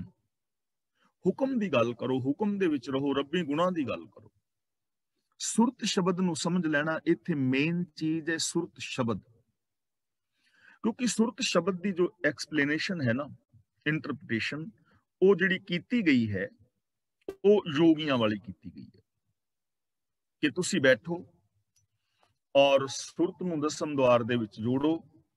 ਉੱਥੇ ਅੰਦਰ ਤੁਹਾਨੂੰ ਸ਼ਬਦ ਸੁਣਾਈ ਦੇਣਗੇ। ਕੋਈ ਕਹਿੰਦਾ ਮੁਰਲੀ, ਬੰਸਰੀ, ਕੋਈ ਕਹਿੰਦਾ ਢੋਲਕੀ, ਜਾਂ 5 ਤਰ੍ਹਾਂ ਦੇ ਜਿਹੜੇ ਸਾਜ਼ ਨੇ, ਛੈਣੇ ਆਦਿਕ, ਇਹ ਸ਼ਬਦ ਸੁਣਨਗੇ। ਬੇਨਤੀ ਕਰਾਂ, ਇੱਥੇ ਉਹ ਜੋਗੀਆਂ ਵਾਲੀ ਸੁਰਤ ਦੀ ਗੱਲ ਨਹੀਂ ਹੈ ਕਿ ਇਕਾਂਤ ਵਿੱਚ ਬੈਠੋ ਤੇ ਸਮਾਧੀ ਲਾਓ ਤੇ ਸੁਰਤ ਜੋੜੋ। ਗੁਰੂ ਜੀ ਦੀ ਪਾਵਨ ਬਾਣੀ ਦਾ ਬੜਾ ਪਿਆਰਾ ਸ਼ਬਦ ਹੈ, ਆਪ ਆਪਣੇ ਫੋਨ ਦੇ ਵਿੱਚ ਐਪ ਤੇ ਕੱਢ ਕੇ ਦੇਖ ਸਕਦੇ ਹੋ, ਨਹੀਂ ਤਾਂ ਬਾਅਦ ਵਿੱਚ ਦੇਖ ਲੈਣਾ। ਗੁਰੂ ਜੀ ਕਹਿੰਦੇ ਨੇ, ਮਨ ਨਿਰਮਲ ਨਹੀਂ ਦਸਵੇਂ ਦਵਾਰ, ਭ੍ਰਮ ਭ੍ਰਮ ਆਵੇ ਮੂੜਾ ਵਾਰੋ ਵਾਰ। ਦੁਬਾਰਾ ਫਿਰ ਸੁਣ ਲਓ, ਮਨ ਨਿਰਮਲ ਨਹੀਂ ਦਸਵੇਂ ਦਵਾਰ, ਭ੍ਰਮ ਭ੍ਰਮ ਆਵੇ ਮੂੜਾ ਵਾਰੋ ਵਾਰ। ਜਿਹਦਾ ਮੀਨਿੰਗ ਭਾਈ ਸਾਹਿਬ ਸਿੰਘ ਜੀ ਕਰ ਰਹੇ ਨੇ ਕਿ ਦਸਮ ਦੁਆਰ ਵਿੱਚ ਪ੍ਰਾਣ ਚੜਾਉਣ ਦੇ ਨਾਲ ਮਨ ਨਿਰਮਲ ਨਹੀਂ ਹੁੰਦਾ, ਸਗੋਂ ਇਹੋ ਜਿਹੇ ਕੁਝ ਕੰਮਾਂ ਦੇ ਵਿੱਚ ਲੱਗਾ ਹੋਇਆ ਮੂਰਖ ਮਨੁੱਖ ਮੁੜ ਮੁੜ ਕੇ ਜਨਮ ਮਰਨ ਦੇ ਗੇੜ ਵਿੱਚ ਪੈਂਦਾ ਹੈ। ਭਾਈ ਸਾਹਿਬ ਸਿੰਘ ਜੀ ਇਹਦਾ ਅਰਥ ਕਰ। ਭ੍ਰਮ ਭ੍ਰਮ ਆਵੇ ਮੂੜਾ, ਮੂੜਾ ਦਾ ਮਤਲਬ ਮੂਰਖ। ਹੁਣ ਗੁਰੂ ਜੀ ਇਹ ਕਰਮ ਕਰਨ ਵਾਲੇ ਨੂੰ ਮੂਰਖ ਕਹਿ ਰਹੇ ਨੇ ਕਿ ਮੂਰਖਤਾ ਭਰਿਆ, ਯਾਨੀ ਬੇਸਮਝੀ ਵਾਲੇ ਕੰਮ ਨੇ। ਲੇਕਿਨ ਸਾਨੂੰ ਸਿਖਾਇਆ ਜਾ ਰਿਹਾ ਕਿ ਤੁਸੀਂ ਦਸਮ ਦੁਆਰ ਵਿੱਚ ਪ੍ਰਾਣ ਚੜਾਓਗੇ ਤਾਂ ਤੁਹਾਡੀ ਮੁਕਤੀ ਹੋਏਗੀ। ਹੈ ਨਾ ਪ੍ਰੋਬਲਮ, ਕਿਤੇ ਤਾਂ ਪ੍ਰੋਬਲਮ ਹੈ। ਦਸਮ ਦੁਆਰ ਵਿੱਚ ਪ੍ਰਾਣ ਤੇ ਜੋਗੀ ਵੀ ਚੜਾ ਰਹੇ ਸਨ, ਫਿਰ ਗੁਰੂ ਨਾਨਕ ਦੇਵ ਨੂੰ ਉਹਨਾਂ ਨਾਲ ਵਿਚਾਰ ਕਰਨ ਦੀ ਲੋੜ ਨਹੀਂ ਸੀ ਨਾ। ਤਾਂ ਇੱਥੇ ਸੁਰਤ ਸ਼ਬਦ ਨੂੰ ਸਮਝਣਾ ਹੈ। ਗੁਰੂ ਨਾਨਕ ਦੇਵ ਜੀ ਉਹ ਸ਼ਬਦ ਜੋ ਵਰਤ ਰਹੇ ਨੇ, ਇਹਦਾ ਮੀਨਿੰਗ ਉਹਨਾਂ ਨਾਲੋਂ ਬਿਲਕੁਲ ਡਿਫਰੈਂਟ ਹੈ। ਸੁਰਤ ਦਾ ਮਤਲਬ ਤੁਹਾਡੀ ਮੈਂਟੈਲਿਟੀ, ਮਾਨਸਿਕਤਾ, ਸੋਚ, ਚੇਤਾ ਸ਼ਕਤੀ, ਤੇ ਸ਼ਬਦ ਦਾ ਮਤਲਬ ਹੈ ਗੁਰੂ ਦੀ ਫਿਲਾਸਫੀ, ਗੁਰੂ ਦੀ ਵਿਚਾਰਧਾਰਾ, ਸੱਚ। ਸੱਚ ਦੇ ਨਾਲ ਸੁਰਤ ਜੁੜਨੀ ਚਾਹੀਦੀ ਹੈ। ਗੁਰੂ ਦੀ ਵਿਚਾਰਧਾਰਾ ਜੋ ਗੁਰੂ ਜੀ ਨੇ ਸਾਨੂੰ ਵੇ ਆਫ ਲਾਈਫ ਦਿੱਤਾ ਹੈ, ਰਾਜਨੀਤਿਕ, ਧਾਰਮਿਕ, ਆਰਥਿਕ, ਸਮਾਜਿਕ, ਸਰੀਰਕ, ਮਾਨਸਿਕ, ਬੌਧਿਕ, ਪਰਿਵਾਰਕ, ਵਿਵਹਾਰਕ ਤੌਰ ਤੇ ਜੋ ਗੁਰੂ ਦੀ ਵਿਚਾਰਧਾਰਾ ਹੈ, ਉਹਦੇ ਨਾਲ ਸਾਡੀ ਸੁਰਤ, ਸਾਡੀ ਮਾਨਸਿਕਤਾ, ਸਾਡੀ ਸੋਚ ਜੁੜਨੀ ਚਾਹੀਦੀ ਹੈ। ਫਿਰ ਤੁਸੀਂ ਭਵਸਾਗਰ ਤਰੀਏ ਦਾ ਮਤਲਬ ਐਵੇਂ ਭਵਸਾਗਰ ਨੂੰ ਤਰਿਆ ਜਾ ਸਕਦਾ ਹੈ। ਭਵਸਾਗਰ ਦਾ ਮਤਲਬ ਵਿਕਾਰ ਜੋ ਸਾਡੇ ਖੋਪਰੀ ਦੇ ਅੰਦਰ ਭਰੇ ਪਏ ਨੇ। ਜੇ ਸਾਡੀ ਸੁਰਤ, ਸੋਚ, ਜੋ ਸਾਡੀ ਮੈਂਟੈਲਿਟੀ, ਮਾਨਸਿਕਤਾ ਹੈ, ਚਿੱਤ ਹੈ, ਉਹ ਰੱਬੀ ਗੁਣਾਂ ਦੇ ਨਾਲ ਜੁੜ ਜਾਏ, ਸੱਚ ਨਾਲ, ਦਇਆ ਨਾਲ, ਪ੍ਰੇਮ ਨਾਲ, ਨਿਰਭੈਤਾ ਨਾਲ, ਨਿਰਵੈਰਤਾ ਨਾਲ। ਭਵਸਾਗਰ ਤਰੀਏ ਦਾ ਮਤਲਬ ਭਵਸਾਗਰ ਨੂੰ ਤਰ ਜਾਈਦਾ। ਨਾਨਕ ਨਾਮ ਵਖਾਣੇ, ਗੁਰੂ ਸਾਹਿਬ ਜੀ ਕਹਿੰਦੇ ਨੇ ਨਾਮ ਵਖਾਣੇ ਦਾ ਮਤਲਬ ਵਿਆਖਿਆਨ ਕਰਨਾ, ਨਾਮ ਦਾ ਮਤਲਬ ਹੁਕਮ, ਹੁਕਮ ਦੀ ਗੱਲ ਕਰਨੀ, ਹੁਕਮ ਨੂੰ ਸਮਝਣਾ, ਰੱਬੀ ਗੁਣਾਂ ਦੀ ਗੱਲ ਕਰਨੀ, ਗੁਣ ਗਾਉਣੇ, ਗੁਣਾਂ ਨੂੰ ਹਿਰਦੇ ਵਿੱਚ ਵਸਾਣਾ, ਗੁਣਾਂ ਵਾਲਾ ਵਿਹਾਰ ਕਰਨਾ, ਯਾਨੀ ਰੱਬੀ ਹੁਕਮ ਦੇ ਅੰਦਰ ਰਹਿਣਾ ਔਰ ਗੁਰੂ ਉਪਦੇਸ਼ ਦੇ ਨਾਲ, ਗੁਰੂ ਗਿਆਨ ਦੇ ਨਾਲ ਆਪਣੀ ਸੁਰਤ ਨੂੰ ਜੋੜਨਾ। ਇਹ ਸੰਸਾਰ ਸਾਗਰ ਨੂੰ ਤਰਨ ਦਾ ਰਾਸਤਾ ਹੈ। ਗ੍ਰਸਤ ਨੂੰ ਤਿਆਗ ਕੇ ਨਹੀਂ, ਗ੍ਰਸਤ ਦੇ ਅੰਦਰ ਰਹਿੰਦਿਆਂ ਕੋਈ ਅਬਸਤਰ ਆਦਿਕ ਵੱਖਰੇ ਪਾਉਣ ਦੀ ਜ਼ਰੂਰਤ ਨਹੀਂ, ਦੁਨੀਆ ਨੂੰ ਛੱਡਣ ਦੀ ਲੋੜ ਨਹੀਂ। ਸਗੋਂ ਨਾਨਕ ਸਤਿਗੁਰ ਭੇਟਿਆ, ਪੂਰੀ ਹੋਵੇ ਜੁਗਤ, ਹਸੰਦਿਆਂ, ਖੇਲੰਦਿਆਂ, ਖਾਵੰਦਿਆਂ, ਪਹਿਨੰਦਿਆਂ, ਵਿੱਚੇ ਹੋਵੇ ਮੁਕਤ। ਹੱਸਦਿਆਂ, ਖੇਡਦਿਆਂ, ਖਾਂਦਿਆਂ, ਪਹਿਨਦਿਆਂ, ਕਿਰਤਕਾਰ ਕਰਦਿਆਂ ਸੰਸਾਰ ਵਿੱਚ ਜ਼ਿੰਦਗੀ ਜੀਂਦਿਆਂ ਹੀ ਮੁਕਤੀ ਹਾਸਲ ਕਰ ਲੈਣੀ। ਕਾਹਦੇ ਤੋਂ? ਵਿਕਾਰਾਂ ਤੋਂ। ਰਹਿ ਇਕਾਂਤ, ਇਕਾਂਤ, ਇਹਨੂੰ ਇਕਾਂਤ ਨਹੀਂ ਪੜਨਾ, ਈ ਕਰਕੇ ਬੋਲਣਾ ਹੈ, ਈੜੀ ਨਾਲ ਸਿਹਾਰੀ ਲੱਗੀ ਹੈ, ਈ। ਰਹਿ ਇਕਾਂਤ, ਏਕੋ ਮਨ ਵਸਿਆ, ਆਸਾ ਮਾਹੇ ਨਿਰਾਸੋ। ਹੁਣ ਜੋਗੀ ਜਿਹੜੇ ਨੇ ਇਕਾਂਤ ਵਿੱਚ ਰਹਿੰਦੇ ਨੇ ਕਿ ਅਸੀਂ ਇਕਾਂਤ ਵਿੱਚ ਰਹਾਂਗੇ ਤਾਂ ਦੁਨੀਆ ਵੱਲ ਸਾਡਾ ਧਿਆਨ ਨਹੀਂ ਜਾਏਗਾ, ਤੇ ਜਦੋਂ ਧਿਆਨ ਹੀ ਨਹੀਂ ਜਾਣਾ, ਕਿਸੇ ਵੱਲ ਹੋਰ ਕੁਝ ਦਿਸਣਾ ਹੀ ਨਹੀਂ, ਤਾਂ ਫਿਰ ਅਸੀਂ ਸਾਡੀ ਸੁਰਤ ਜਿਹੜੀ ਉਹ ਰੱਬ ਨਾਲ ਜੁੜ ਜਾਏਗੀ। ਐਵੇਂ ਉਹ ਲੋਕ ਸਮਝਦੇ ਨੇ। ਤਾਂ ਏਕਾਂਤ ਦਾ ਵਸਣਾ ਕਿਹੜਾ ਹੈ? ਹੁਣ ਜੇ ਸਾਰੀ ਦੁਨੀਆ ਰੱਬ ਨੂੰ ਪਾਣਾ ਚਾਹੇ, ਜਿਵੇਂ ਆਮ ਲੋਕ ਕਹਿੰਦੇ ਨੇ ਉਸ ਢੰਗ ਨਾਲ, ਤਾਂ ਫਿਰ ਏਕਾਂਤ ਕਿੱਥੇ ਲੱਭੋਗੇ? ਇੰਨੀ ਦੁਨੀਆ ਵਿੱਚ ਏਕਾਂਤ ਕਿੱਥੇ ਲੱਭੇਗਾ? ਆਪਣੇ ਕਿਸੇ ਕਮਰੇ ਦੇ ਵਿੱਚ ਬਹਿ ਜਾਓਗੇ ਵੱਖਰਾ, ਜਿਵੇਂ ਅੱਜ ਕੱਲ ਲੋਕਾਂ ਨੇ ਪੂਜਾ ਰੂਮ ਬਣਾਏ ਨੇ, ਉੱਥੇ ਬਹਿ ਜਾਓਗੇ ਤੇ ਫਿਰ ਖਟਾਪਟੀ ਦੀ ਆਵਾਜ਼ ਆਏਗੀ, ਬੱਚੇ ਟੀਵੀ ਚਲਾਉਣਗੇ ਤਾਂ ਆਵਾਜ਼ ਆਣੀ ਹੈ, ਘਰ ਵਾਲੀ ਨੇ ਚਾਹ ਬਣਾਉਣ ਲੱਗੀ ਤੂੰ ਜੱਗ ਥੱਲੇ ਡਿੱਗ ਗਿਆ ਤੇ ਥਾਂ ਦੀ ਆਵਾਜ਼ ਫਿਰ ਆਉਣੀ ਹੈ, ਗੁਆਂਢੀਆਂ ਦੀ ਮੋਟਰਸਾਈਕਲ ਦੀ ਆਵਾਜ਼ ਆਉਣੀ ਹੈ। ਤੇ ਇੰਡੀਆ ਵਿੱਚ ਤੇ ਸਵੇਰੇ 5 ਵਜੇ ਤੋਂ ਲੈ ਕੇ ਰਾਤ ਦੇ 9 ਵਜੇ ਤੱਕ ਫਿਰ ਰੇਹੜੀਆਂ ਵਾਲਿਆਂ ਦੀ ਆਵਾਜ਼, ਫਿਰ ਉੱਥੇ ਤਾਂ ਸਮਾਧੀ ਲਾਣੀ ਮੁਸ਼ਕਲ ਹੈ। ਕਿਵੇਂ ਏਕਾਂਤ ਹੋਊਗਾ? ਔਰ ਏਕਾਂਤ ਰਹਿ ਕੇ ਜ਼ਿੰਦਗੀ ਚੱਲ ਵੀ ਨਹੀਂ ਸਕਦੀ, ਕਿਉਂਕਿ ਮਨੁੱਖ ਸਮਾਜਿਕ ਪ੍ਰਾਣੀ ਹੈ। ਇਹਨੂੰ ਰਿਸ਼ਤੇਦਾਰ, ਸੱਜਣ ਮਿੱਤਰਾਂ ਦੀ, ਭੈਣਾਂ ਭਰਾਵਾਂ ਦੀ, ਧੀਆਂ ਪੁੱਤਰਾਂ ਦੀ ਜ਼ਰੂਰਤ ਹੈ। ਤਾਂ ਏਕਾਂਤ ਕੀ ਹੈ? ਕਿਉਂਕਿ ਏਕਾਂਤ ਨੂੰ ਬੜੀ ਮਹਾਨਤਾ ਦਿੱਤੀ ਗਈ ਹੈ ਕਿ ਦੁਨੀਆ ਤੋਂ ਏਕਾਂਤ ਹੋ ਕੇ, ਵੱਖਰਾ ਹੋ ਕੇ ਰੱਬ ਨੂੰ ਪਾਇਆ ਜਾ ਸਕਦਾ ਹੈ, ਵੱਖਰਿਆਂ ਹੋ ਕੇ ਭਗਤੀ ਕੀਤੀ ਜਾ ਸਕਦੀ ਹੈ। ਗੁਫਾਵਾਂ ਦੇ ਵਿੱਚ ਜਾਣਾ ਪਵੇਗਾ, ਭੋਰਿਆਂ ਦੇ ਵਿੱਚ ਉੱਡਣਾ ਪਵੇਗਾ। ਗੁਰੂ ਜੀ ਕਹਿੰਦੇ ਨੇ ਇਹ ਗਲਤ ਹੈ। ਏਕਾਂਤ ਕੀ ਹੈ? ਰਹਿ ਏਕਾਂਤ ਏਕੋ ਮਨ ਵਸਿਆ। ਜਿਸ ਮਨੁੱਖ ਦੇ ਮਨ ਦੇ ਅੰਦਰ ਕੇਵਲ ਇੱਕ ਵਸ ਗਿਆ ਹੈ, ਆਸਾ ਮਾਹੇ ਨਿਰਾਸ਼ੋ, ਜੋ ਸੰਸਾਰ ਦੇ ਅੰਦਰ ਰਹਿੰਦਾ ਹੋਇਆ, ਖਾਹਿਸ਼ਾਂ ਦੇ ਵਿੱਚ ਰਹਿੰਦਾ ਹੋਇਆ ਨਿਰਲੇਪ ਹੈ ਇਹਨਾਂ ਖੁਆਇਸ਼ਾਂ ਤੋਂ, ਵਿਕਾਰਾਂ ਤੋਂ, ਉਹ ਏਕਾਂਤੀ ਹੈ। ਉਹ ਏਕਾਂਤ ਹੈ। ਦੁਨੀਆ ਨੂੰ ਛੱਡਣ ਦੀ ਲੋੜ ਨਹੀਂ ਹੈ। ਏਕਾਂਤ ਦਾ ਮਤਲਬ ਮਨ ਦੇ ਅੰਦਰ ਇੱਕ ਵਸ ਜਾਏ। ਹੁਣ ਸਾਡੇ ਮਨ ਦੇ ਅੰਦਰ ਕੀ ਹੈ? ਸਾਡਾ ਮਨ ਏਕਾਂਤ ਵਿੱਚ ਨਹੀਂ ਹੈ। ਕਰੀਬ 60,000 ਵਿਚਾਰ 24 ਘੰਟਿਆਂ ਦੇ ਅੰਦਰ ਸਾਡੇ ਮਨ ਵਿੱਚ ਆ ਰਹੇ ਨੇ। ਮਨ ਤਾਂ ਭਰਿਆ ਪਿਆ ਬੜੀ ਬੁਰੀ ਤਰ੍ਹਾਂ। ਈਰਖਾ ਦਵੇਸ਼ ਦੇ ਵਿਚਾਰ ਕਿੰਨੇ ਸਾਰੇ ਉੱਠ ਰਹੇ ਨੇ। ਮਨ ਦੇ ਅੰਦਰ ਸੱਚ, ਕੇਵਲ ਸੱਚ ਦੇ ਨਾਲ ਮਨ ਜੁੜ ਜਾਏ, ਮਨ ਦੌੜੇ ਨਾ, ਇੱਕ ਦੇ ਨਾਲ ਜੁੜ ਜਾਏ, ਉਹਨੂੰ ਕਹਿੰਦੇ ਨੇ ਏਕਾਂਤ। ਜਿਹੜਾ ਇੱਕ ਦੇ ਨਾਲ ਜੁੜ ਜਾਏਗਾ, ਉਹਨੂੰ ਸਾਰਿਆਂ ਦੇ ਵਿੱਚ ਇੱਕ ਰੂਪ ਰੱਬ ਦਾ ਦਿਸੇਗਾ, ਜੋ ਦਿਸੈ ਸੋ ਤੇਰਾ ਰੂਪ। ਉਹਨੂੰ ਆਦੇਸ਼ਾਂ ਦੀਆਂ ਵੰਡੀਆਂ ਨਾਲ ਉਹ ਇਹਨਾਂ ਚੀਜ਼ਾਂ ਤੋਂ ਉੱਤੇ ਹੋਏਗਾ। ਉਹਦੇ ਅੰਦਰ ਜਾਤੀਵਾਦ ਨਹੀਂ ਹੋਏਗਾ, ਮੇਰ ਤੇਰ ਦੇ ਵਿਤਕਰੇ ਨਹੀਂ ਹੋਣਗੇ। ਸਗੋਂ ਉਹਦੇ ਅੰਦਰੋਂ ਤਾਂ ਆਵਾਜ਼ ਆਏਗੀ, ਸਭ ਕੋ ਮੀਤ ਹਮ ਆਪਨ ਕੀਨਾ, ਹਮ ਸਭਨਾ ਕੇ ਸਾਜਨ, ਦੂਰ ਪਰਾਇਓ ਮਨ ਕਾ ਬਿਰਹਾ, ਤੋ ਮੇਲ ਕਿਉ ਮੇਰੇ ਰਾਜਨ। ਜਿਹੜਾ ਇੱਕ ਦੇ ਨਾਲ ਜੁੜਿਆ ਹੋਏਗਾ ਨਾ, ਉਹ ਅੰਦਰੋਂ ਬਾਹਰੋਂ ਇੱਕ ਹੋਏਗਾ। ਜਿਹੜਾ ਇੱਕ ਦੇ ਨਾਲ ਜੁੜਿਆ ਹੋਏਗਾ, ਇਕਾਂਤ ਵਿੱਚ ਹੋਏਗਾ, ਉਹ ਮਨੁੱਖ ਦਾ ਵਿਹਾਰ ਸਾਰਿਆਂ ਦੇ ਨਾਲ ਇੱਕ ਹੋਏਗਾ, ਇੱਕ ਨਜ਼ਰੀਆ ਹੋਏਗਾ, ਇੱਕੋ ਜਿਹਾ ਵਿਹਾਰ ਦੁਨੀਆ ਦੇ ਨਾਲ ਹੋਏਗਾ। ਜਿਹਦੇ ਅੰਦਰ ਇੱਕ ਵਸ ਗਿਆ ਤੇ ਜਿਹਦੇ ਅੰਦਰ ਇੱਕ ਨਹੀਂ ਵਸਿਆ, ਉਹ ਤਾਂ ਬਾਹਰ ਬੇਸ਼ੱਕ ਕਿਸੇ ਕਮਰੇ ਵਿੱਚ ਬੰਦ ਵੀ ਕਰ ਦੋ ਤਾਂ ਵੀ ਉਹ ਭੀੜ ਵਿੱਚ ਹੀ ਹੈ। ਕੁਝ ਲੋਕ ਨੇ ਭੀੜ ਵਿੱਚ ਰਹਿੰਦਿਆਂ ਵੀ ਇਕਾਂਤ ਵਿੱਚ ਨੇ, ਤੇ ਕੁਝ ਲੋਕ ਨੇ ਜੋ ਇਕਾਂਤ ਵਿੱਚ ਬੈਠਿਆਂ ਵੀ ਅੰਦਰ ਰੌਲਾ ਹੀ ਹੈ।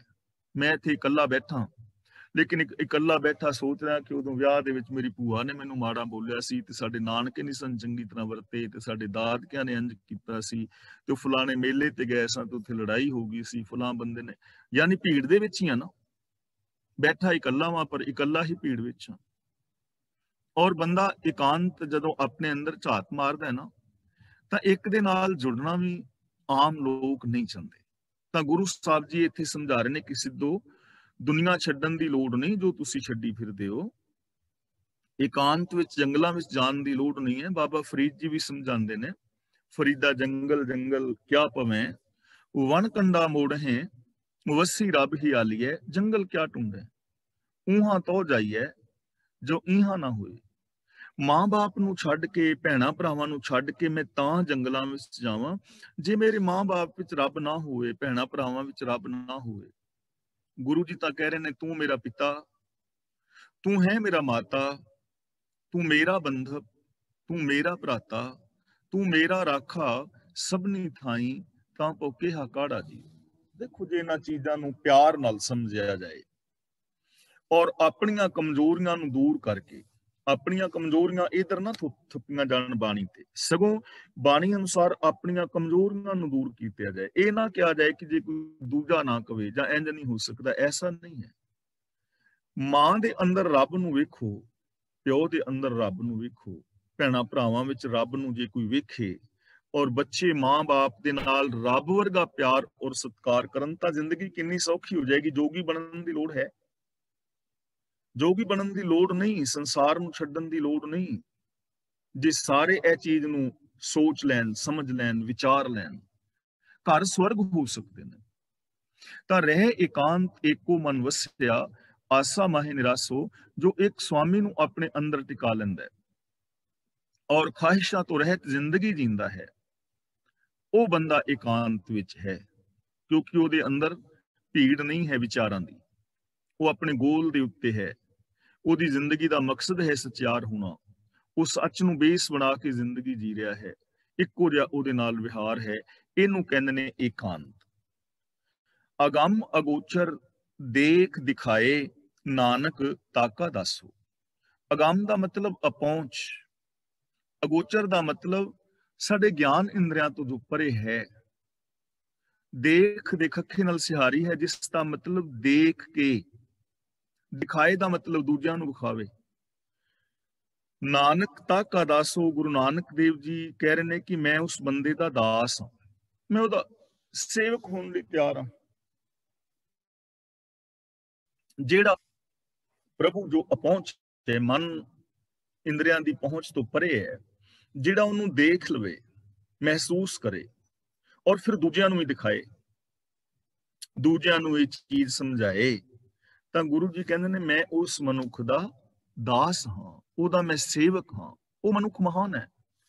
ਹੁਣ ਅਗੰਮ ਅਗੋਚਰ ਆਪਾਂ ਇਹਦੇ ਬਾਰੇ ਪਹਿਲਾਂ ਕਈ ਵਾਰ ਵਿਚਾਰ ਕਰ ਚੁੱਕੇ ਹਾਂ, ਕਿਉਂਕਿ ਸ਼ਬਦਾਵਲੀ ਆ ਰਹੀ ਹੈ, ਅਸੀਂ ਦੁਬਾਰਾ ਵਿਚਾਰ ਕਰ ਲਈਏ, ਜਿਸ ਕਰਕੇ ਸਾਨੂੰ ਇਹਨਾਂ ਚੀਜ਼ਾਂ ਦੀ ਸਮਝ ਪੈ ਜਾਏ ਔਰ ਅਸੀਂ ਇਹਨਾਂ ਚੀਜ਼ਾਂ ਤੋਂ ਲਾਭ ਲੈ ਸਕੀਏ। ਦੇਖੋ, ਰੱਬ ਸਾਡੇ ਸਾਰਿਆਂ ਦੇ ਅੰਦਰ ਹੈ, ਇਹ ਅਸੀਂ ਸਾਰੇ ਚੰਗੀ ਤਰ੍ਹਾਂ ਸਮਝਦੇ ਹਾਂ। ਬਾਣੀ ਸਾਨੂੰ ਸਮਝਾਉਂਦੀ ਹੈ, ਘਟ ਘਟ ਮੈਂ ਹਰ ਜੂ ਬਸੈ। ਮੇਰੇ ਵਿੱਚ ਵੀ, ਤੁਹਾਡੇ ਵਿੱਚ ਵੀ, ਸਾਰਿਆਂ ਦੇ ਵਿੱਚ ਰੱਬ ਹੈ। ਔਰ ਗੁਰੂ ਪਾਤਸ਼ਾਹ ਜੀ ਕਹਿੰਦੇ ਨੇ ਮਨੁੱਖ ਦੀ ਜ਼ਿੰਦਗੀ ਦਾ ਜੇ ਕੋਈ ਸਭ ਤੋਂ ਵੱਡਾ ਦੁੱਖ ਵਾਲਾ ਪਾਸਾ ਹੈ ਨਾ, ਦੁਖਾਂਤ ਹੈ, ਕੋਈ ਟ੍ਰੈਜਡੀ ਹੈ ਦੁਨੀਆ ਦੀ, ਮਨੁੱਖ ਦੀ ਜੀਵਨ ਦੀ ਸਭ ਤੋਂ ਵੱਡੀ, ਤਾਂ ਸਭ ਤੋਂ ਵੱਡੀ ਟ੍ਰੈਜਡੀ ਇਹ ਹੈ ਕਿ ਰੱਬ ਮੇਰੇ ਅੰਦਰ ਵਸ ਰਿਹਾ ਹੈ, ਤੁਹਾਡੇ ਅੰਦਰ ਵੀ ਵਸ ਰਿਹਾ ਹੈ, ਜਲ ਥਲ ਮਹੀਲ ਦੇ ਅੰਦਰ ਰਮਿਆ ਹੋਇਆ, ਪਰ ਮੈਨੂੰ ਦਿਸ ਨਹੀਂ ਰਿਹਾ। ਇਹ ਸਭ ਤੋਂ ਵੱਡਾ ਦੁਖਾਂਤ ਹੈ। 12 ਮਾਹ ਚ ਅਸੀਂ ਪੜ੍ਹਦੇ ਹਾਂ ਨਾ, ਜਲ ਥਲ ਮਹੀਲ ਪੂਰਿਆ, ਰਵਿਆ ਵਿੱਚ ਵਣਾ, ਸੋ ਪ੍ਰਭ ਚਿਤ ਨਾ ਆਵਈ, ਕਿਤੜਾ ਦੁੱਖ ਗਣਾ।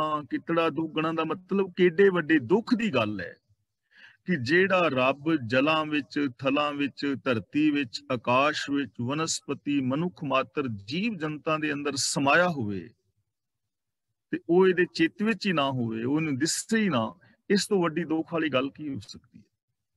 ਇਸ ਤੋਂ ਵੱਡਾ ਦੁਖਾਂਤ ਹੋਰ ਕੀ ਹੋ ਸਕਦਾ? ਤਾਂ ਇਸ ਦੁਨੀਆ ਵਿੱਚ ਸਭ ਤੋਂ ਮਹਾਨ ਵਿਅਕਤੀ ਕੌਣ ਹੋਏਗਾ? ਜੋ ਆਪ ਵੀ ਇਸ ਚੀਜ਼ ਨੂੰ ਅਨੁਭਵ ਕਰੇ ਔਰ ਦੂਜਿਆਂ ਨੂੰ ਅਨੁਭਵ ਕਰਾ ਦੇਵੇ। ਹੁਣ ਸਾਡੇ ਤੋਂ ਉਹ ਅਗੰਮ ਅਗੋਚਰ ਕਿਉਂ ਹੈ? ਮੇਰੇ ਤੋਂ ਦੂਰ ਕਿਉਂ ਹੈ? ਮੇਰੇ ਤੋਂ ਅਗੰਮ ਕਿਉਂ ਹੈ, ਜਦੋਂ ਕਿ ਮੇਰੇ ਅੰਦਰ ਵਸ ਰਿਹਾ ਹੈ? ਸਭੈ ਕਟ ਰਾਮ ਬੋਲੇ। ਤਾਂ ਮੇਰੇ ਪਹੁੰਚ ਤੋਂ ਪਕੜ ਤੋਂ ਪਰੇ ਕਿਉਂ ਹੈ? ਉਹਦਾ ਰੀਜਨ ਸਿਰਫ ਇੰਨਾ ਹੈ ਕਿ ਰੱਬ ਨਹੀਂ ਉਹਦਾ ਕਾਰਨ, ਉਹਦਾ ਕਾਰਨ ਮੈਂ ਹਾਂ, ਕਿਉਂਕਿ ਮੈਂ ਉਹਦੇ ਨਾਲ ਜੁੜਨਾ ਹੀ ਨਹੀਂ ਚਾਹੁੰਦਾ। ਸੱਚ ਮੇਰੇ ਅੰਦਰ ਹੈ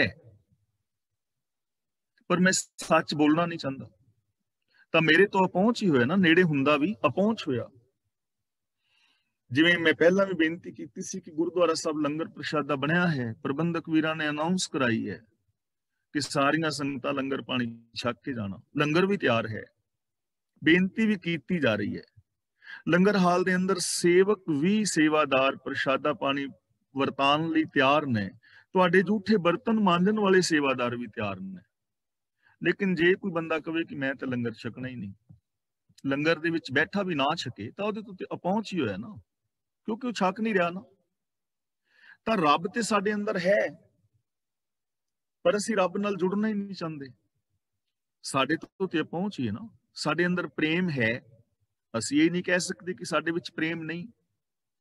ਅਸੀਂ ਆਪਣੇ ਬੱਚਿਆਂ ਨਾਲ ਪ੍ਰੇਮ ਕਰਦੇ ਹਾਂ ਨਾ, ਪਰ ਗੁਆਂਢੀਆਂ ਨਾਲ ਨਹੀਂ ਕਰਦੇ, ਜਾਂ ਆਪਣੇ ਘਰਦਿਆਂ ਨਾਲ ਵੀ ਨਹੀਂ ਕਰਦੇ। ਪ੍ਰੇਮ ਤੇ ਅੰਦਰ ਹੈ, ਪਰ ਅਸੀਂ ਪ੍ਰੇਮ ਨੂੰ ਯੂਜ਼ ਨਹੀਂ ਕਰ ਰਹੇ। ਪਰਿਵਾਰ ਦੇ ਮੈਂਬਰ, ਸੱਚ ਤੇ ਸਾਡੇ ਅੰਦਰ ਹੈ, ਹਰ ਮਨੁੱਖ ਦੇ ਵਿੱਚ ਹੈ, ਪਰ ਸੱਚ ਬੰਦਾ ਬੋਲ ਨਹੀਂ ਰਿਹਾ, ਉਹਦੇ ਤੋਂ ਅਪਹੁੰਚ ਹੀ ਹੋਇਆ ਨਾ। ਤਾਂ ਨੇੜੇ ਹੁੰਦਾ ਹੋਇਆ ਵੀ ਰੱਬ ਸਾਡੇ ਤੋਂ ਅਪਹੁੰਚ ਹੈ, ਅਸੀਂ ਉਹਦੇ ਨਾਲ ਜੁੜੇ ਹੋਏ ਨਹੀਂ ਹਾਂ। ਸਾਡੇ ਸਾਰਿਆਂ ਦੇ ਵਿੱਚ ਰੱਬ ਹੁੰਦਾ ਵੀ ਅਸੀਂ ਇੱਕ ਦੂਜੇ ਨਾਲ ਰੱਬ ਵਰਗਾ ਪਿਆਰ ਵਿਹਾਰ ਨਹੀਂ ਕਰਦੇ, ਅਪਹੁੰਚ ਹੋ ਗਿਆ ਨਾ। ਤਾਂ ਗੁਰੂ ਜੀ ਕਹਿੰਦੇ ਨੇ ਮੈਂ ਉਸ ਮਨੁੱਖ ਦਾ ਦਾਸ ਹਾਂ, ਉਹਦਾ ਮੈਂ ਸੇਵਕ ਹਾਂ, ਜਿਹੜਾ ਉਸ ਰੱਬ ਨੂੰ ਆਪ ਵੀ ਵੇਖੇ ਤੇ ਦੂਜਿਆਂ ਨੂੰ ਵੀ ਵਿਖਾਏ, ਆਪ ਵੀ ਮਹਿਸੂਸ ਕਰੇ, ਆਪ ਵੀ ਐਸੀ ਜ਼ਿੰਦਗੀ ਜੀਵੇ ਤੇ ਦੂਜਿਆਂ ਨੂੰ ਵੀ ਐਸੀ ਜ਼ਿੰਦਗੀ ਦੇਣ ਦਾ, ਜੀਣ ਦਾ ਉਪਦੇਸ਼ ਦੇਵੇ। ਪਰ ਯੋਗੀ ਜਿਹੜੇ ਨੇ ਜਿਨ੍ਹਾਂ ਨਾਲ ਗੋਸ਼ਟ ਹੋ ਰਹੀ ਹੈ, ਉਹ ਤੇ ਦੁਨੀਆ ਨੂੰ ਛੱਡ ਕੇ ਭੱਜ ਗਏ ਨੇ, ਪਹਿਲੀ ਗੱਲ। ਫਿਰ ਦੁਨੀਆ ਨਾਲੋਂ ਆਪਣੇ ਆਪ ਨੂੰ ਉੱਚਾ ਸਮਝ ਰਹੇ ਨੇ ਤੇ ਸਮਾਜ ਨੂੰ ਨੀਵਾਂ ਸਮਝ ਰਹੇ ਨੇ। ਜੁੜਨਾ ਤੇ ਰੱਬ ਦੇ ਨਾਲ ਸੀ, ਰੱਬ ਤੇ ਹਰ ਇੱਕ ਦੇ ਵਿੱਚ ਸੀ, ਤੇ ਉਹ ਦੂਜਿਆਂ ਨੂੰ ਨੀਵਾਂ ਉਹਨਾਂ ਨੇ ਸਮਝਣਾ ਸ਼ੁਰੂ ਕਰ ਦਿੱਤਾ। ਦੇਖੋ, ਇੱਕ ਬੜੀ ਵੱਡੀ ਇੱਕ ਚਾਲ ਹੈ, ਬੜੀ ਵੱਡੀ ਚਲਾਕੀ ਹੈ। ਸਭ ਤੋਂ ਪਹਿਲਾਂ ਇਹ ਚੀਜ਼ ਪ੍ਰਚਾਰੀ ਗਈ ਕਿ ਸੰਸਾਰ ਦਾ, ਗ੍ਰਸਤ ਦਾ ਤਿਆਗ ਕਰਨਾ ਬੜਾ ਔਖਾ ਹੈ, ਬੜਾ ਔਖਾ ਹੈ। ਇਹ ਚੀਜ਼ ਪ੍ਰਚਾਰੀ ਗਈ ਤੇ ਜਿਹੜੀ ਚੀਜ਼ ਬਾਰ-ਬਾਰ ਕਹੀ ਜਾਏ ਉਹ ਸਾਡੇ ਦਿਮਾਗ ਵਿੱਚ ਵੜ ਜਾਂਦੀ ਹੈ, ਅਸੀਂ ਉਹਨੂੰ ਸੱਚ ਮੰਨ ਲੈਂਦੇ ਹਾਂ। ਇੱਕ ਝੂਠ ਨੂੰ 100 ਵਾਰੀ ਬੋਲੋ ਤਾਂ ਉਸ ਝੂਠ ਵੀ ਸੱਚ ਲੱਗਣ ਲੱਗ ਜਾਂਦਾ। ਜਦੋਂ ਇਹ ਚੀਜ਼ ਬਾਰ-ਬਾਰ ਪ੍ਰਚਾਰੀ ਗਈ ਕਿ ਤਿਆਗ ਜਿਹੜਾ ਹੈ, ਆ ਮਾਇਆ ਵਗੈਰਾ ਜਿਹਨੂੰ ਤਿਆਗ ਕਹਿੰਦੇ ਨੇ, ਬੜਾ ਔਖਾ ਹੈ, ਤੇ ਅਸੀਂ ਮੰਨ ਲਿਆ ਹਾਂ ਬਈ ਯਾਰ ਵਾਸਤਵ 'ਚ ਹੀ ਔਖਾ ਹੈ। ਫਿਰ ਦੂਜੀ ਗੱਲ ਇਹ ਪ੍ਰਚਾਰੀ ਗਈ ਕਿ ਅਸੀਂ ਦੁਨੀਆ ਦਾ ਤਿਆਗ ਕੀਤਾ ਹੈ, ਅਸੀਂ ਬਹੁਤ ਮਹਾਨ ਹਾਂ ਕਿਉਂਕਿ ਅਸੀਂ ਔਖਾ ਕੰਮ ਕੀਤਾ ਹੈ, ਕਿਉਂਕਿ ਔਖੇ ਕੰਮ ਕਰਨ ਵਾਲੇ ਨੂੰ ਮਹਾਨ ਹੀ ਹੋਇਆ ਨਾ। ਸਾਡੇ ਤੋਂ ਜਿਹੜਾ ਤੁਹਾਡੇ ਤੋਂ ਕੰਮ ਨਹੀਂ ਹੁੰਦਾ, ਮੈਂ ਕਰ ਲਿਆ, ਮੈਂ ਮਹਾਨ ਹਾਂ। ਫਿਰ ਇਹ ਗੱਲ ਪ੍ਰਚਾਰੀ ਗਈ ਕਿ ਮਾਇਆ ਜਿਹੜਾ ਗ੍ਰਸਤ ਵਗੈਰਾ ਹੈ, ਇਹਨੂੰ ਤਿਆਗਣ ਵਾਲਾ ਬੰਦਾ ਬੜਾ ਮਹਾਨ ਹੁੰਦਾ ਹੈ, ਬੜਾ ਮਹਾਨ ਹੁੰਦਾ ਹੈ। ਤੇ 100 ਵਾਰ ਬੋਲਿਆ ਝੂਠ ਸੱਚ ਪ੍ਰਤੀਤ ਹੁੰਦਾ ਹੈ, ਅਸੀਂ ਇਹ ਵੀ ਮੰਨ ਲਿਆ ਕਿ ਹਾਂ ਮਹਾਨ ਹੁੰਦਾ ਹੈ। ਹੁਣ ਤਿਆਗ ਵਾਲੇ ਬਾਬੇ ਹੋ ਗਏ ਮਹਾਨ ਤੇ ਅਸੀਂ ਗ੍ਰਸਤੀ ਹੋ ਗਏ ਨੀਵੇਂ। ਜਦੋਂ ਇਹ ਗੱਲ ਪ੍ਰਚਾਰੀ ਗਈ ਤੇ ਬਾਬਿਆਂ ਨੇ ਵੇਖ ਲਿਆ ਵੀ ਹਾਂ ਇਹ ਗੱਲ ਬਿਲਕੁਲ ਲੋਕਾਂ ਨੇ ਮੰਨ ਲਈ ਹੈ ਵੀ ਅਸੀਂ ਮਹਾਨ ਆ ਤੇ ਉਹ ਨੀਵੇਂ ਨੇ, ਤੇ ਹੁਣ ਅਗਲਾ ਸਟੈਪ ਐ ਸੀ ਵੀ ਨੀਵਿਆਂ ਦਾ ਫਰਜ਼ ਬਣਦਾ ਹੈ ਜਿਹੜੇ ਮਹਾਨ ਬੰਦੇ ਨੇ ਉਹਨਾਂ ਦੀ ਸੇਵਾ ਕਰਨ। ਮਹਾਨ ਬੰਦਿਆਂ ਦੀ ਸੇਵਾ ਕਰਨੀ ਬੜਾ ਪੁੰਨ ਦਾ ਕੰਮ ਹੈ। ਤੇ 100 ਵਾਰੀ ਬੋਲਿਆ ਝੂਠ ਸੱਚ ਪ੍ਰਤੀਤ ਹੁੰਦਾ ਹੈ, ਪਰ ਅਸੀਂ ਇਹ ਚੀਜ਼ ਨੂੰ ਵੀ ਮੰਨ ਲਿਆ ਕਿ ਜਿਹੜੇ ਮਹਾਨ ਨੇ ਉਹਨਾਂ ਦੀ ਸੇਵਾ ਕਰਨਾ ਮਹਾਨ ਹੁੰਦਾ, ਪੁੰਨ ਹੁੰਦਾ ਹੈ। ਅਸੀਂ ਉਹ ਪੁੰਨ ਕਰਨਾ ਸ਼ੁਰੂ ਕਰ ਦਿੱਤਾ ਤੇ ਸਾਡਾ ਆਰਥਿਕ ਔਰ ਮਾਨਸਿਕ ਸ਼ੋਸ਼ਣ ਸ਼ੁਰੂ ਹੋ ਗਿਆ। ਤੇ ਗੁਰੂ ਸਾਹਿਬ ਜੋਗੀਆਂ ਨੂੰ ਕਹਿ ਰਹੇ ਨੇ, ਪਿਆਰਿਓ ਕੋਈ ਵੱਡਾ ਛੋਟਾ ਨਹੀਂ ਹੈ, ਵੱਡਾ ਤੇ ਉਹ ਜਿਹੜਾ ਵੱਡੇ ਦੇ ਨਾਲ ਜੁੜ ਜਾਏ। ਮੈਂ ਤੇ ਉਹਦਾ ਦਾਸ ਹਾਂ, ਉਹਦਾ ਮੈਂ ਸੇਵਕ ਹਾਂ, ਉਹਦਾ ਮੈਂ ਆਦਰ ਸਤਿਕਾਰ ਕਰਨਾ ਜੋ ਮਨੁੱਖਤਾ ਦੇ ਅੰਦਰ ਵਸਦੇ ਹੋਏ ਰੱਬ ਨੂੰ ਆਪ ਵੇਖ ਕੇ ਤੇ ਦੂਜਿਆਂ ਨੂੰ ਵੀ ਵਿਖਾਵੇ ਉਹ ਜੀਵਨ। ਇਹ ਗੱਲ ਸਾਨੂੰ ਸਮਝਣ ਦੀ ਜ਼ਰੂਰਤ ਹੈ। ਔਰ ਜੋਗੀਆਂ ਨੇ ਸਿਰਫ ਰੂਪ ਬਦਲਿਆ ਹੈ। ਉਦੋਂ ਜਟਾਵਾਂ ਸਨ, ਕੰਨਾਂ ਵਿੱਚ ਮੁੰਦਰਾਂ ਸਨ, ਜਾਂ ਆਪਣਾ ਉਹਨਾਂ ਦਾ ਵੱਖਰਾ ਲੰਗੋਟ ਵਗੈਰਾ ਦਾ ਸੀ ਰੂਪ। ਅੱਜ ਰੂਪ ਬਦਲਿਆ ਤੇ ਉਹੀ ਯੋਗੀ ਸਾਡੇ ਸਿਰ ਤੇ ਵੀ ਬਾਬੇ ਬਣ ਕੇ ਬਹੁਤੇ ਥਾਵਾਂ ਤੇ ਬਹਿ ਗਏ ਨੇ। ਇਹ ਚੀਜ਼ ਨੂੰ ਸਮਝਣ ਦੀ ਲੋੜ ਹੈ। ਅਗਮ ਅਗੋਚਰ ਦੇਖ ਦਿਖਾਏ ਨਾਨਕ ਤਾਕਾ ਦਾਸੋ। ਹੁਣ ਅੱਗੇ ਫਿਰ ਸਵਾਲ ਕਰ ਰਹੇ ਨੇ, ਸੁਣ ਸੁਆਮੀ ਅਰਦਾਸ ਹਮਾਰੀ पूछो साच विचारो। चरपट जोगी प्रश्न कर रहा है कि हे स्वामी मेरी बेनती सुन, मैं सही पूछदा हां। साच विचारो दा मतलब सच विचार पूछदा हां। सुन स्वामी अरदास हमारी पूछो साच विचारो। मैं सही पूछदा हां, तैनू बेनती असीं करदे हां और सच्ची राय पुछदे हां, तुहाडा विचार पुछदे हां। रोस ना कीजै, इत्थे विश्राम लगावांगे। उत्तर दीजै क्यों पाइए गुरुद्वारो। गुस्सा ना करना, उत्तर देना कि गुरु दा दर प्राप्त किवें हुंदा है। सानू ये किवें समझ लगे कि असीं गुरु वाले बन गए हां, असीं गुरु नूं पा लिया, गुरु दे नाल जुड़ गए हां। और ये बड़ा महान सवाल है, सारी मनुखता वास्ते है। क्योंकि आम बंदा गुरु दे नाल जुड़िया होए ना, जे ढाडी गुरुआं नूं मनण वाले वीर कहंदे ने कि असीं फलां गुरु जी तों नाम लिया है, ਅਸੀਂ ਫਲਾਂ ਗੁਰੂ ਜੀ ਨੂੰ ਜਾਂ ਬਾਬਾ ਜੀ ਨੂੰ ਮੰਨਦੇ ਹਾਂ। ਆਮ ਬੰਦਾ ਕਹਿੰਦਾ ਮੈਂ ਰੱਬ ਦੇ ਨਾਲ ਜੁੜਿਆ ਹੋਇਆ ਹਾਂ, ਮੈਂ ਗੁਰੂ ਦੇ ਨਾਲ ਜੁੜਿਆ ਹੋਇਆ ਹਾਂ, ਮੈਂ ਗੁਰੂ ਵਾਲਾ ਹਾਂ। ਆਮ ਲੋਕ ਕਹਿ ਰਹੇ ਨੇ ਨਾ। ਤਾਂ ਹੁਣ ਸਵਾਲ ਪੈਦਾ ਇਹ ਹੁੰਦਾ ਹੈ ਕਿ ਅਸਲ ਦੇ ਅੰਦਰ ਗੁਰੂ ਦੇ ਨਾਲ ਜੁੜਿਆ ਹੋਇਆ ਬੰਦਾ ਕੌਣ ਹੈ? ਕਿਵੇਂ ਅਸੀਂ ਸਮਝੀਏ ਕਿ ਮੈਂ ਗੁਰੂ ਦੇ ਨਾਲ ਜੁੜ ਗਿਆ?